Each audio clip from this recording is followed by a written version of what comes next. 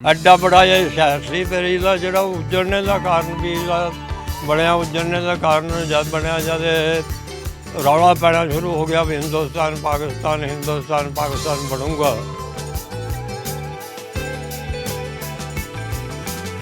ਛੇ ਮਹੀਨੇ ਇਸ ਸ਼ਹਿਰ 'ਚ ਜੀਵਾ ਨਹੀਂ ਬਲਿਆ। 6 ਮਹੀਨੇ ਜੀਵਾ ਨਹੀਂ ਬਲਿਆ, ਇੱਕ ਬੱਚਾ ਵੀ ਨਹੀਂ ਰਿਹਾ।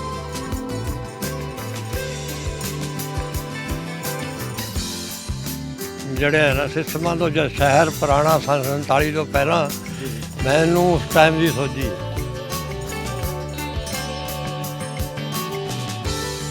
ਹਿਸਟੋਰੀਕਲ ਮੰਦਿਰ ਜਿਹੜੇ ਹੈ ਨਾ, ਹਿਸਟੋਰੀਕਲ ਮੰਦਿਰ ਹੈ ਸ਼ਿਵ ਮੰਦਿਰ ਹੈ ਸਾਹਮਣੇ ਵਾਲਾ, ਉਹਦੇ ਸਾਹਮਣੇ ਭੈਰੋ ਬਾਦਸ਼ਾਹ। ਇਹ ਹੜੰਬਾ ਟਾਈਮ ਦੇ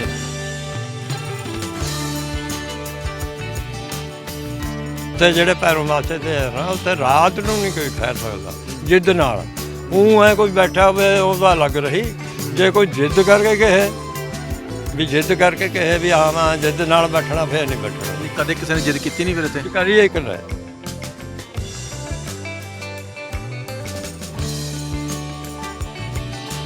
ਇੱਥੇ ਬੜੇ ਬੜੇ ਪੱਥਰਾਂ ਦੀ ਲਾਈਨ ਬਣੀ ਹੋਈ ਸੀ, ਬਹੁਤ ਝਾੜੀਆਂ ਇੱਥੇ ਚਾਰੇ ਪਾਸੇ। ਸਿਰਫ ਇਹੀ ਜਗ੍ਹਾ ਸਾਫ਼ ਸੀ, ਬਾਕੀ ਸਾਰੇ ਪਾਸੇ ਝਾੜੀਆਂ ਸੀ।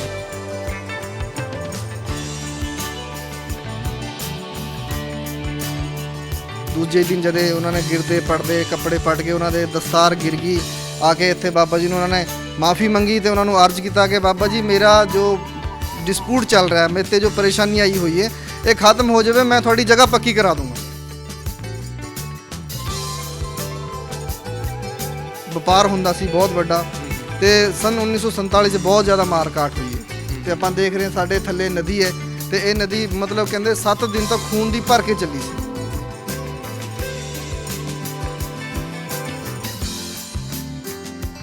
ਇੱਥੋਂ ਹੀ ਜਿਹੜਾ ਲੋਕ ਜਿਹੜੇ ਨਾ ਇੱਥੇ ਬਾਹਰ ਤੋਂ ਸਮਾਨ ਲਿਆਉਂਦੇ ਤੇ ਇੱਥੇ ਆਉਂਦਾ ਤਾਂ ਇੱਥੋਂ ਫਿਰ ਹਿਮਾਚਲ ਨੂੰ ਜਿਹੜਾ ਖੱਚਰਾਂ ਦੇ ਊਂਟਾਂ ਦੇ ਰਸਤੇ ਜਾਂਦਾ ਸੀ।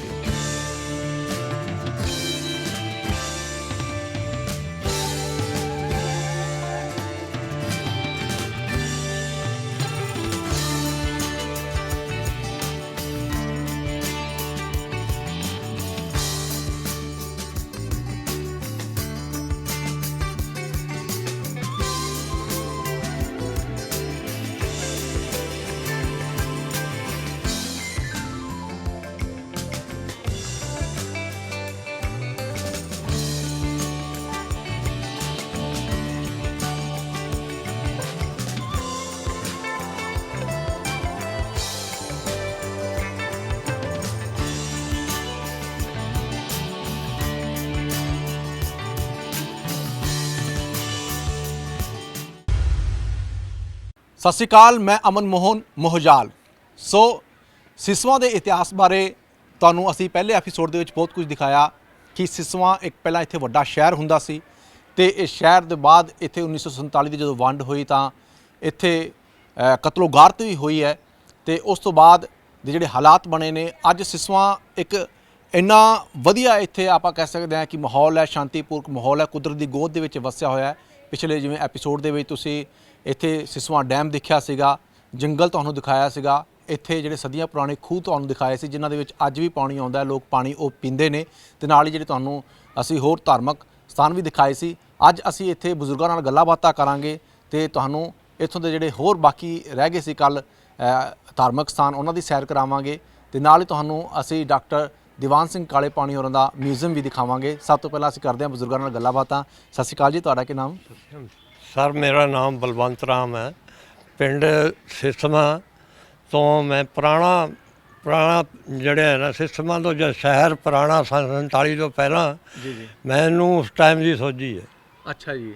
ਹਾਂ, ਜਦ ਇੱਕ ਅੰਗਰੇਜ਼ਾਂ ਦਾ ਰਾਜ ਸੀ ਜਦ ਮੈਂ 10-12 ਸਾਲ ਦਾ ਸੀ। ਅੱਛਾ, 10-12 ਸਾਲਾਂ ਦੇ ਸੀ ਤੁਸੀਂ? ਠੀਕ ਹੈ। ਅਸੀਂ ਆ ਜਿਹੜਾ ਨਾ ਪਿੰਡ ਸਿਸਮਾ ਇਹ ਬੱਸ ਸਟੈਂਡ ਦੇਖਿਆ ਹੈ। ਅੱਛਾ ਜੀ।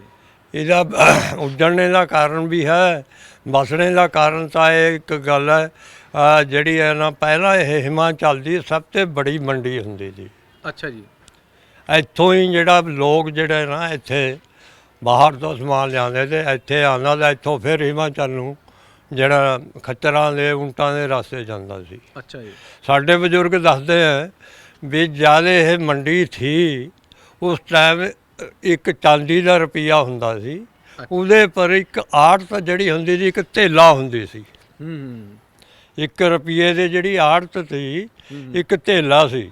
ਅੱਛਾ ਅੱਛਾ ਜੀ। ਉਸ ਧੇਲੇ ਦੇ ਹਿਸਾਬ ਨਾਲ ਇੱਕ ਦਿਨ ਦੀ ਜਿਹੜੀ ਹੈ ਨਾ ਆਮਦਨ ਆੜਤ 1 ਲੱਖ ਰੁਪਇਆ ਹੁੰਦੀ ਸੀ। ਤੁਸੀਂ ਲਾ ਲਓ, ਇਹਦੇ 'ਚ ਅੰਦਾਜ਼ਾ ਲਾ ਲਓ ਵੀ ਕਿੱਡੀ ਬੜੀ ਮੰਡੀ ਹੋਣੀ ਇਹ। ਉਹ ਮੰਡੀ ਹੁੰਦੀ ਕਿਤੇ ਸੀ ਅੱਜ? ਉਹਦੇ ਖੋਰਾ ਜੀ ਮੰਡੀ ਜਿਹੜੀ ਹੈ ਨਾ, ਸਾਰਾ ਏਰੀਆ ਕੱਲਾ ਕੱਲੀ ਬਸਤੀ ਕੱਲੀ, ਇਹ ਸਾਰੀ ਇਹ ਮੰਡੀਆਂ ਹੀ ਤੀਆਂ। ਜਦ ਜਿਹੜੀਆਂ ਨਾ ਆਬਾਦੀ ਜਿਹੜੀ ਹੈ ਨਾ, ਛੋਟੇ ਛੋਟੇ ਘਰ ਹੁੰਦੇ ਤੇ ਗਲੀਆਂ 'ਚ ਹੀ ਜਿਹੜਾ ਨਾ ਵਪਾਰ ਹੁੰਦਾ ਤਾਂ ਗਲੀਆਂ 'ਚ ਸਾਰਾ ਕੁਛ ਲਾਗ ਜਿੰਨਾ ਪਹਾੜ ਹੈ ਏਰੀਆ ਸਾਰਾ ਹੀ ਹੈ। ਇਹਦੇ 'ਚ ਸਾਰੇ ਸਮਾਨ, ਕਿਉਂਕਿ ਹੋਰ ਤਾਂ ਆਉਂਦਾ ਨਹੀਂ, ਤਾਂ ਸਮਾਨ ਜਿਹੜਾ ਆ ਖੱਚਰਾਂ ਦੇ ਊਂਟਾਂ ਦੇ ਆਉਂਦਾ ਹੁੰਦਾ ਕਿ ਰਸਤਾ ਤਾਂ ਕੋਈ ਹੋਰ ਹੁੰਦਾ ਨਹੀਂ। ਇਸ ਕਰਕੇ ਲਾਗ ਜਿਹੜੀਆਂ ਨਾ ਸਾਈਡਾਂ ਜਿਹੜੀਆਂ ਇਹ ਪਹਾੜ ਦੀਆਂ ਹੈ, ਉਹਨਾਂ 'ਚ ਜਿਹੜਾ ਸਾਰਾ ਕੰਮ ਚੱਲਦਾ ਸੀ। ਕੰਮ ਜਿਹੜਾ ਇਹ ਚੱਲਦਾ ਸੀ, ਉਰੇ ਜਿਹੜਾ ਨਾ ਸਾਰਾ ਹੀ ਕੰਮ ਜਿਹੜਾ ਹਿੰਦੂ ਤਬਕੇ ਕੋਲ ਸੀ, ਮਹਾਜਨਾਂ ਕੋਲ। ਅੱਛਾ ਅੱਛਾ ਜੀ। ਯਾਨੀ ਕਿ ਉਰੇ 2000 ਦੇਲੀ ਜਿਹੜੀ ਆ ਮੁਸਲਮਾਨਾਂ ਦੀ ਵੀ ਸੀ। ਇੱਥੇ ਸਿਸਮਾਂ 'ਚ ਆ ਜਿਹੜੇ ਉਹਦਾ ਨਾਮ ਗੜੀ ਕਹਿੰਦੇ ਸੀ। 2000 ਦੇਲੀ ਆ ਅਸੀਂ ਦੇਖੇ ਜੋ ਵਸਦੇ ਮੁਸਲਮਾਨ। ਅੱਛਾ ਜੀ। ਵੀ ਬਾਕੀ ਜੋ ਕਾਰੋਬਾਰ ਸੀ ਉਹ ਜਿਹੜਾ ਮਹਾਜਨਾਂ ਕੋਲ ਹੁੰਦਾ ਸੀ। ਐਡਾ ਬੜਾ ਇਹ ਸ਼ਹਿਰ ਸੀ। ਫਿਰ ਇਹਦਾ ਜਿਹੜਾ ਉੱਜੜਨੇ ਦਾ ਕਾਰਨ ਵੀ ਇਹਦਾ ਬਣਿਆ, ਉੱਜੜਨੇ ਦਾ ਕਾਰਨ ਜਦ ਬਣਿਆ, ਜਦ ਇਹ ਰੌਲਾ ਪੈਣਾ ਸ਼ੁਰੂ ਹੋ ਗਿਆ ਵੀ ਹਿੰਦੁਸਤਾਨ ਪਾਕਿਸਤਾਨ ਬਣੂਗਾ, ਜਦ ਫਿਰ ਰੌਲਾ ਪੈਣੇ 'ਤੇ ਜਿਹੜੇ ਲਾਗ ਦੇ ਮੁਸਲਮਾਨ ਤੇ ਛੋਟੀ ਵੀ ਆਬਾਦੀ ਸੀ, ਉਹ ਵੀ ਇੱਥੇ ਆ ਗਈ। ਅੱਛਾ ਜੀ। ਇੱਥੇ ਜਿਹੜਾ ਵਪਾਰ ਦਾ ਸਾਰਾ ਮਹਾਜਨਾਂ ਕੋਲ ਦਾ, ਉਹ ਫਿਰ ਡਰ ਗਏ ਵੀ ਇਹ ਜਿਹੜੇ ਸਾਡੇ ਮੁਸਲਮਾਨ ਤੇ ਉਹ ਤਾਂ ਸਾਨੂੰ ਕੁਛ ਨਹੀਂ ਕਹਿੰਦੇ, ਪਰ ਇਹ ਜਿਹੜੇ ਦੂਏ ਆਏ ਕਿ ਸਾਨੂੰ ਇਹਨਾਂ ਵੱਢ ਟੁੱਕੇ ਕਰੇ। ਇਸ ਕਰਕੇ ਫਿਰ ਹਰ ਬੰਦੇ ਨੇ ਆਪਣੀਆਂ ਫੈਮਲੀਆਂ ਸੇਫ ਜਗ੍ਹਾ 'ਚ ਭੇਜਦੀਆਂ, ਕਿਉਂਕਿ ਇਹ ਜਗ੍ਹਾ ਸੇਫ ਨਹੀਂ ਸੀ। ਇੱਥੇ ਦਾ ਦੂਰ ਜਿਹੜਾ ਕੋਈ ਦੂਰ ਜਿਹਾ ਜਿਸ ਤਰ੍ਹਾਂ ਕਰਾਲੀ ਹੈ, ਹੋਰ ਹੈ, ਦੂਰ ਹੈ, ਕੋਈ ਸੇਫ ਨਹੀਂ ਸੀ। ਕੋਈ ਜਿਹੜਾ ਸਰਕਾਰ ਦਾ ਕੋਈ ਇੰਤਜ਼ਾਮ ਨਹੀਂ ਤਾਂ ਵੀ ਬਚਾ ਕਰੇ। ਠੀਕ ਹੈ। ਇਸ ਕਰਕੇ ਆ ਫਿਰ ਜਿਹੜਾ ਚੱਕਰ ਪਿਆ, ਜਿਹੜਾ ਇਸ ਸ਼ਹਿਰ ਨੂੰ ਬਰਬਾਦ ਹੋਣੇ ਦਾ ਕਾਰਨ ਇਹ ਬਣਿਆ ਕਿ ਮੁਸਲਮਾਨ ਇੱਥੇ ਬਹੁਤ ਆ ਗਏ। ਲੋਕਾਂ ਦੀ ਨਿਗਾਹ 'ਚ ਜਿਹੜੇ ਲਾਗ ਦੇ ਲੋਕ ਤੇ ਕਿ ਜਦ ਉੱਧਰ ਦੇ ਸ਼ੁਰੂ ਹੋ ਗਿਆ ਵੀ ਉੱਧਰ ਦੇ ਹਿੰਦੂ ਵੱਢ ਕੇ ਆਪਣੀਆਂ ਗੱਡੀਆਂ ਵੱਢ ਕੇ ਆਉਣੀਆਂ ਸ਼ੁਰੂ ਹੋ ਗਈਆਂ। ਇੱਧਰ ਵੀ ਲੋਕਾਂ ਨੇ ਫਿਰ ਉਹਨਾਂ ਦੇ ਮਨਾਂ 'ਚ ਆ ਗਿਆ ਵੀ ਜੇ ਉੱਧਰ ਦੇ ਹਿੰਦੂਆਂ ਨੂੰ ਮਾਰ ਲਿਆ, ਇੱਧਰ ਮੁਸਲਮਾਨਾਂ ਨੂੰ ਮਾਰ ਲਓ।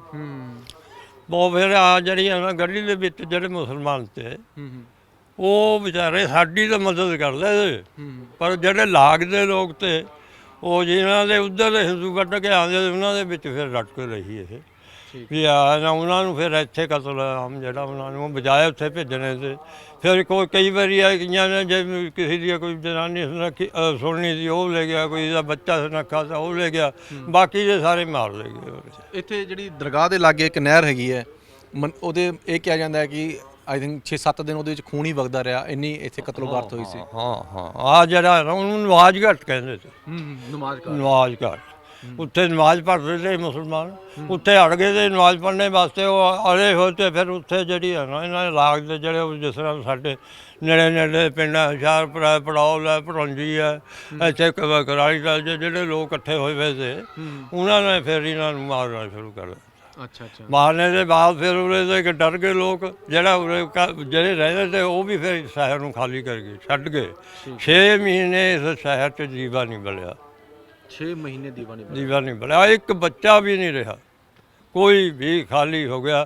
ਲੋਕਾਂ ਨੇ ਜਿਹੜੇ ਨਾਲ ਦੇ ਲੋਕ ਤੇ ਉਹਨਾਂ ਨੇ ਲੁੱਟਣਾ ਸ਼ੁਰੂ ਕਰ ਲਿਆ ਜਿਹੜੇ ਹੈ ਜੇ ਕਿ ਪੈਸਾ ਇਹਨਾਂ ਕੋਲ ਰਾਜਿਆਂ ਕੋਲ ਬਹੁਤ ਆ। ਅਸੀਂ ਵੀ ਦੇਖੀਆਂ ਮੱਟੀਆਂ ਚਾਂਦੀ ਦੇ ਰੁਪਈਆਂ ਦੀਆਂ ਭਰੀਆਂ ਹੋਈਆਂ। ਫਿਰ ਇਸ ਕਰਕੇ 6 ਮਹੀਨੇ ਨਹੀਂ ਰਿਹਾ। ਫਿਰ ਉਹ ਬਾਹਰ ਜਿਹੜੇ ਜਿਨ੍ਹਾਂ ਨੇ ਜਾ ਕੇ ਬਾਹਰ ਆਪਣਾ ਕੰਮ ਸੈਟਲ ਕਰ ਲਿਆ, ਉਹਨਾਂ ਨੇ ਆਪਣਾ ਸੈਟਲ ਕਰ ਲਿਆ, ਉਹ ਇੱਥੇ ਫਿਰ ਆਇਆ ਨਹੀਂ ਕਿ ਬਿਜ਼ਨਸ ਖਤਮ ਹੋ ਗਏ। ਇੱਥੇ ਫਿਰ ਜਿਹੜੇ ਉਹੀ ਲੋਕ ਆਏ ਜਿਨ੍ਹਾਂ ਦਾ ਪਿੱਛੇ ਕੋਈ ਜੁਗਾੜ ਨਹੀਂ ਤਾ। ਅੱਛਾ ਅੱਛਾ। ਅਤੇ ਹੁਣ ਜਿੱਦਾਂ ਤੁਸੀਂ ਦੱਸ ਰਹੇ ਹੋ ਕਿ ਇੱਥੇ 6 ਮਹੀਨੇ ਤੱਕ ਦੀਵਾ ਨਹੀਂ ਬਲਿਆ, ਇੰਨਾ ਇੱਥੇ ਪਿੰਡ ਦਾ ਹੱਸਦੇ ਵਸਦੇ ਪਿੰਡ ਦਾ ਜਿਹੜਾ ਹੈਗਾ ਉਜਾੜਾ ਹੋ ਗਿਆ। ਅਤੇ ਜਦੋਂ ਅੰਗਰੇਜ਼ਾਂ ਦਾ ਇੱਥੇ ਰਾਜ ਹੁੰਦਾ ਸੀਗਾ, ਉਸ ਵੇਲੇ ਇਹ ਜਿਹੜਾ ਏਰੀਆ ਸੀ ਇਹ ਕਿਹਦੇ ਅਧੀਨ ਆਉਂਦਾ ਸੀਗਾ? ਇਹ ਕੋਲ ਆ ਜੀ ਜਦ ਅੰਗਰੇਜ਼ਾਂ ਦੇ ਟਾਈਮ ਜਿਹੜਾ ਸਾਡਾ ਜ਼ਿਲ੍ਹਾ ਅੰਬਾਲਾ ਸੀ ਅਤੇ ਤਹਿਸੀਲ ਕਾਲਕਾ। ਤਹਿਸੀਲ ਕਾਲਕਾ। ਹਾਂ, ਇਹ ਜਿਹੜਾ ਨਾ ਇੱਕ ਕਰਾਲੀ ਹੁੰਦੀ ਦੀ ਚੌਕੀ, ਅੱਛਾ ਜੀ। ਕੁਰਾਲੀ ਜਿਹੜੀ ਹੈ ਚੌਕੀ ਹੁੰਦੀ ਸੀ। ਬਾਕੀ ਉਹ ਐ ਵੀ ਇੱਧਰ ਦਾ ਜੇ ਕੋਈ ਉਹਨਾਂ ਰਾਜਾਂ 'ਚ ਤਾਂ ਕੋਈ ਸ਼ਿਕਾਇਤ ਵੀ ਨਹੀਂ ਲਾ ਕਰਦਾ, ਡਰ ਬਹੁਤ ਆ। ਵੈਸੇ ਤਾਂ ਅਸੀਂ ਜੇ ਦੇਖਿਆ ਜਾਵੇ ਜਿਸ ਤਰ੍ਹਾਂ ਹੁਣ ਕ੍ਰਾਈਮ ਚੱਲਦਾ, ਦਿਨ ਦਿਹਾੜੀ ਰੋਜ਼ ਮਾਰ ਕੇ ਇੱਧਰ ਨੂੰ ਚਲੇ ਜਾਂਦੇ, ਗੋਲੀਆਂ ਚੱਲ ਜਾਂਦੀਆਂ। ਉਹਨਾਂ ਦਾ ਰਾਜ ਦੇ ਹਿਸਾਬ ਨਾਲ ਦੇਖਿਆ ਜਾਵੇ, ਉਹਨਾਂ ਦਾ ਰਾਜ ਜਿਹੜਾ ਸੀ ਨਾ, ਉਹ ਮਾੜੀ ਜੀ ਵੀ ਜੇ ਕਿਸੇ ਦੀ ਹੈ ਤੀ ਉਹ ਸਜ਼ਾ ਪੂਰੀ ਦਿੰਦੇ ਤੇ। ਅੱਛਾ ਜੀ। ਸਜ਼ਾ ਜਿਹੜੀ ਹੈ ਤਾਂ ਸਾਡੇ ਹੀ ਲੋਕ ਤੇ ਉਹਨਾਂ ਨੇ ਭਰਤੀ ਕਰੇ ਹੋਏ, ਜਿਹੜੇ ਪੁਲਿਸ ਦੇ ਫੌਜ 'ਚ ਜੋ ਵੀ ਹੈ ਜੀ ਉਹ ਹਿੰਦੁਸਤਾਨੀ ਵੀ ਤੇ, ਪਰ ਉਹਨਾਂ ਦਾ ਕਾਨੂੰਨ ਬਹੁਤ ਸਖਤ ਆ। ਠੀਕ ਹੈ। ਸਾਡੇ ਮੇਰੇ ਯਾਦ ਹੈ ਇੱਕ ਵਾਰੀ ਇੱਥੇ ਇੱਕ ਮੈਂਟਲ ਬਜ਼ੁਰਗ ਸੀ। ਉਹ ਮੈਂਟਲ ਦੀ ਇਸੇ ਮੈਂਟਲ ਹੋਣੇ ਕਰਕੇ ਨਾ ਉਹ ਜੰਗਲ 'ਚ ਜ਼ਿਆਦਾ ਆਬਾਦੀ ਹੈ ਘੱਟ ਸੀ, ਉਹ ਜੰਗਲ 'ਚ ਰਹਿ ਗਈ। ਉਹ ਜੰਗਲ ਜਾਨਵਰਾਂ ਨੇ ਪਾੜ ਦਿੱਤੀ। ਅੱਛਾ ਜੀ। ਜਾਨਵਰਾਂ ਨੇ ਪਾੜ ਦਿੱਤੀ। ਉਹਨਾਂ ਕੋਲ ਜ਼ਾਹਰੀ ਗੱਲ ਵੀ ਹੈ, ਇੱਕ ਔਰਤ ਮਰ ਗਈ। ਮੇਰਾ ਖਿਆਲ ਆ ਉਹਨੂੰ ਉਹਦਾ ਖੂਨ ਕੱਢਣੇ ਵਾਸਤੇ ਕਈ ਪਿੰਡਾਂ ਦੇ ਲੋਕਾਂ ਦਾ ਲਾਠ ਪਾ ਦਿਆ ਕੁੱਟ ਕੇ। ਅੱਛਾ ਜੀ। ਇੰਨਾ ਉਹਨਾਂ ਦਾ ਦਬ ਹੁੰਦਾ ਤਾ। ਤੇ ਉਸ ਤੋਂ ਬਾਅਦ ਆਪਾਂ ਦੇਖੀਏ ਤਾਂ ਇੱਕ ਕਾਲਾ ਦੌਰ ਵੀ ਆਇਆ ਪੰਜਾਬ ਦੇ ਉੱਤੇ, ਤੇ ਉਸ ਵੇਲੇ ਸਿਸਵਾਂ ਦਾ ਕੀ ਮਾਹੌਲ ਰਿਹਾ, ਕਿਉਂਕਿ ਪਹਾੜੀ ਏਰੀਆ ਹੈਗਾ ਇਹ। ਅਕੰਤਵਾਦ ਦੇ ਜਿਹੜਾ ਅਕੰਤਵਾਦ ਦੇ ਟਾਈਮ 'ਚ ਹੈ, ਅਕੰਤਵਾਦ ਦਾ ਜੀ ਕੋਈ ਐਸੀ ਗਲਤੀ ਉਹ ਜੇ ਸੋਚਿਆ ਜਾਵੇ, ਅਕੰਤਵਾਦ ਕਈ ਟਾਈਮ ਦੇ ਹਿਸਾਬ ਨਾਲ ਤਾਂ ਕਈ ਜਿਹੜੀਆਂ ਉਹਨਾਂ ਦੀਆਂ ਪਾਲਿਸੀਆਂ ਦੀਆਂ ਉਹ ਪਹਿਲਾਂ ਠੀਕ ਤੀਆਂ, ਜਿਹੜੀਆਂ ਉਹਨਾਂ ਨੇ ਚਲਾਈਆਂ ਲੀਆਂ, ਜਿਹੜੀਆਂ ਚਲਾਇਆ ਤਾਂ ਇੱਕ ਬਾਣੀ 'ਚ ਵੀ ਲਿਖਿਆ ਵੀ ਇੱਕ ਵਾਰੀ ਜਿਹੜਾ ਨਾ ਆ ਰਾਜ ਜਿਹੜਾ ਇਹੋ ਜਿਹਾ ਰਾਜ ਆਊਗਾ, ਉਹ ਰਾਜ ਆਉਣਾ ਤਾਂ ਆ ਗਿਆ, ਪਰ ਇੱਕ ਗੱਲ ਆ ਉਹ ਫਿਰ ਅਕੰਤਵਾਦ ਦਾ ਇੱਕ ਇੰਨਾ ਡਰ ਗਏ ਲੋਕ ਕਿ ਹਰ ਮੁੰਡਾ ਹੀ ਅਕੰਤਵਾਦ ਦੀ ਲਹਿਰ 'ਚ ਬਣਨਾ ਸ਼ੁਰੂ ਹੋ ਗਿਆ। ਕੋਈ ਪੁੱਛਦਾ ਹੈ ਨਹੀਂ ਤਾਂ ਡਰਾ ਲਏ ਹਰੇਕ ਦੇ, ਜਾ ਕੇ ਰੱਖ ਲਏ, ਚਲਾ ਜੀ ਕਰ ਲੈ ਜੀ ਗੱਲ। ਵੈਸੇ ਸਾਡਾ ਪਿੰਡ ਸੇਫ ਰਿਹਾ। ਪਿੰਡ ਤੁਹਾਡਾ ਸਾਡਾ ਉਰੇ ਪਿੰਡ ਹੈ ਤਾਂ ਵੈਸੇ ਜੰਗਲ ਤਾਂ ਸਾਡੇ ਪਿੰਡ 'ਚ ਨਾ ਦਾ ਕੋਈ ਪਿੰਡ ਦਾ ਮੁੰਡਾ ਉਸ ਲਹਿਰ 'ਚ ਰਲਿਆ, ਨਾ ਉਹਨਾਂ ਦਾ ਕਦੀ ਸਾਲ ਦਿਆ। ਠੀਕ ਹੈ ਜੀ। ਸਾਡੇ ਪਿੰਡ ਦੇ ਵਿੱਚ ਪੁਲਿਸ ਬਥੇਰੀ ਆਉਂਦੀ ਸੀ ਕਿ ਉਹ ਜੰਗਲ ਦਾ ਵੀ ਜੰਗਲ 'ਚ ਉਹਦੇ 'ਚ ਆਲਾ ਦਾ ਕਈ ਵਾਰੀ ਰੌਲਾ ਪੈ ਜਾਂਦਾ ਤਾਂ ਵੀ ਕੋਈ ਬੰਦਾ, ਪਰ ਇੰਨਾ ਸ਼ੁਕਰ ਕਰੀ ਮਾਲਕ ਨੇ ਇਸ ਦੇਵਨਗਰੀ ਜਿਹਨੂੰ ਕਹਿੰਦੇ ਦੇਵਨਗਰੀ, ਇਹ ਦੇਵਾਂ ਦੀ ਨਗਰੀ ਨਹੀਂ, ਇਹ ਸਾਡਾ ਜਿਹੜੇ ਨਾ ਜਵਾਕ ਬਚਾਏ, ਉਹਨਾਂ ਦੇ ਨਾਲ ਕੋਈ ਵੀ ਕਿਸੇ ਨੇ ਨਾ ਤਾਂ ਸਾਥ ਦਿਆ ਨਾ ਉਹਨਾਂ ਨੂੰ ਮੂੰਹ ਲਾਇਆ। ਠੀਕ ਹੈ ਜੀ। ਸੋ ਇੱਥੇ ਕਾਫੀ ਧਾਰਮਿਕ ਸਥਾਨ ਵੀ ਹੈਗੇ ਨੇ। ਹਾਂਜੀ। ਤੇ ਇੱਕ ਅੱਗੇ ਜਾਈਏ ਤਾਂ ਸ਼ਨੀ ਜੀ ਦਾ ਮੰਦਿਰ ਆਉਂਦਾ ਉੱਥੇ, ਤੇ ਭੈਰੋਂ ਜੀ ਦਾ ਮੰਦਿਰ, ਇੱਕ ਸ਼ਨੀ ਦਾ ਮੰਦਿਰ ਵੀ ਹੈਗਾ ਜਿੱਥੇ ਸ਼ਹਿਦ ਵਾਲੇ ਬੈਠੇ ਹੁੰਦੇ ਨੇ। ਇਹ ਮੰਨਿਆ ਜਾਂਦਾ ਕਿ ਪੱਥਰੀ ਦਾ ਇਲਾਜ ਵੀ ਉੱਥੇ ਕਹਿੰਦੇ ਹੁੰਦਾ, ਜੇ ਧਾਗਾ ਬੰਨ ਦੇਣ ਤੇ ਬੰਦੇ ਦੀ ਪੱਥਰੀ ਖਤਮ ਹੋ ਜਾਂਦੀ ਹੈ। ਨਹੀਂ, ਉਹ ਤਾਂ ਇੱਕ ਹੋਰ ਆ ਜੀ, ਇਹ ਤਾਂ ਹੁਣ ਕਰਿਆ, ਪਹਿਲਾਂ ਨਹੀਂ ਤਾਂ। ਅੱਛਾ ਜੀ। ਇਹ ਜਿਹੜਾ ਪਹਿਲਾਂ ਨਹੀਂ ਤਾਂ, ਇਹ ਪਹਿਲਾ ਮੰਦਿਰ ਨਹੀਂ ਤਾਂ, ਇਹ ਤਾਂ ਇੱਕ ਹੁਣ ਜਾਂਦੇ ਨੇ ਕਿਸੇ ਨੇ ਉੱਥੇ ਬਣਾ ਲਿਆ। ਪਹਿਲਾ ਮੰਦਿਰ ਨੇ ਹਿਸਟੋਰੀਕਲ ਮੰਦਿਰ ਜਿਹੜੇ ਹੈ ਨਾ, ਹਿਸਟੋਰੀਕਲ ਮੰਦਿਰ ਹੈ ਸ਼ਿਵ ਮੰਦਿਰ ਹੈ ਸਾਹਮਣੇ ਵਾਲਾ। ਅੱਛਾ ਜੀ। ਉਹਦੇ ਸਾਹਮਣੇ ਭੈਰੋਂ ਬਾਦਸ਼ਾਹ, ਇਹ ਹੜੰਬਾ ਟਾਈਮ ਦੇ ਆ।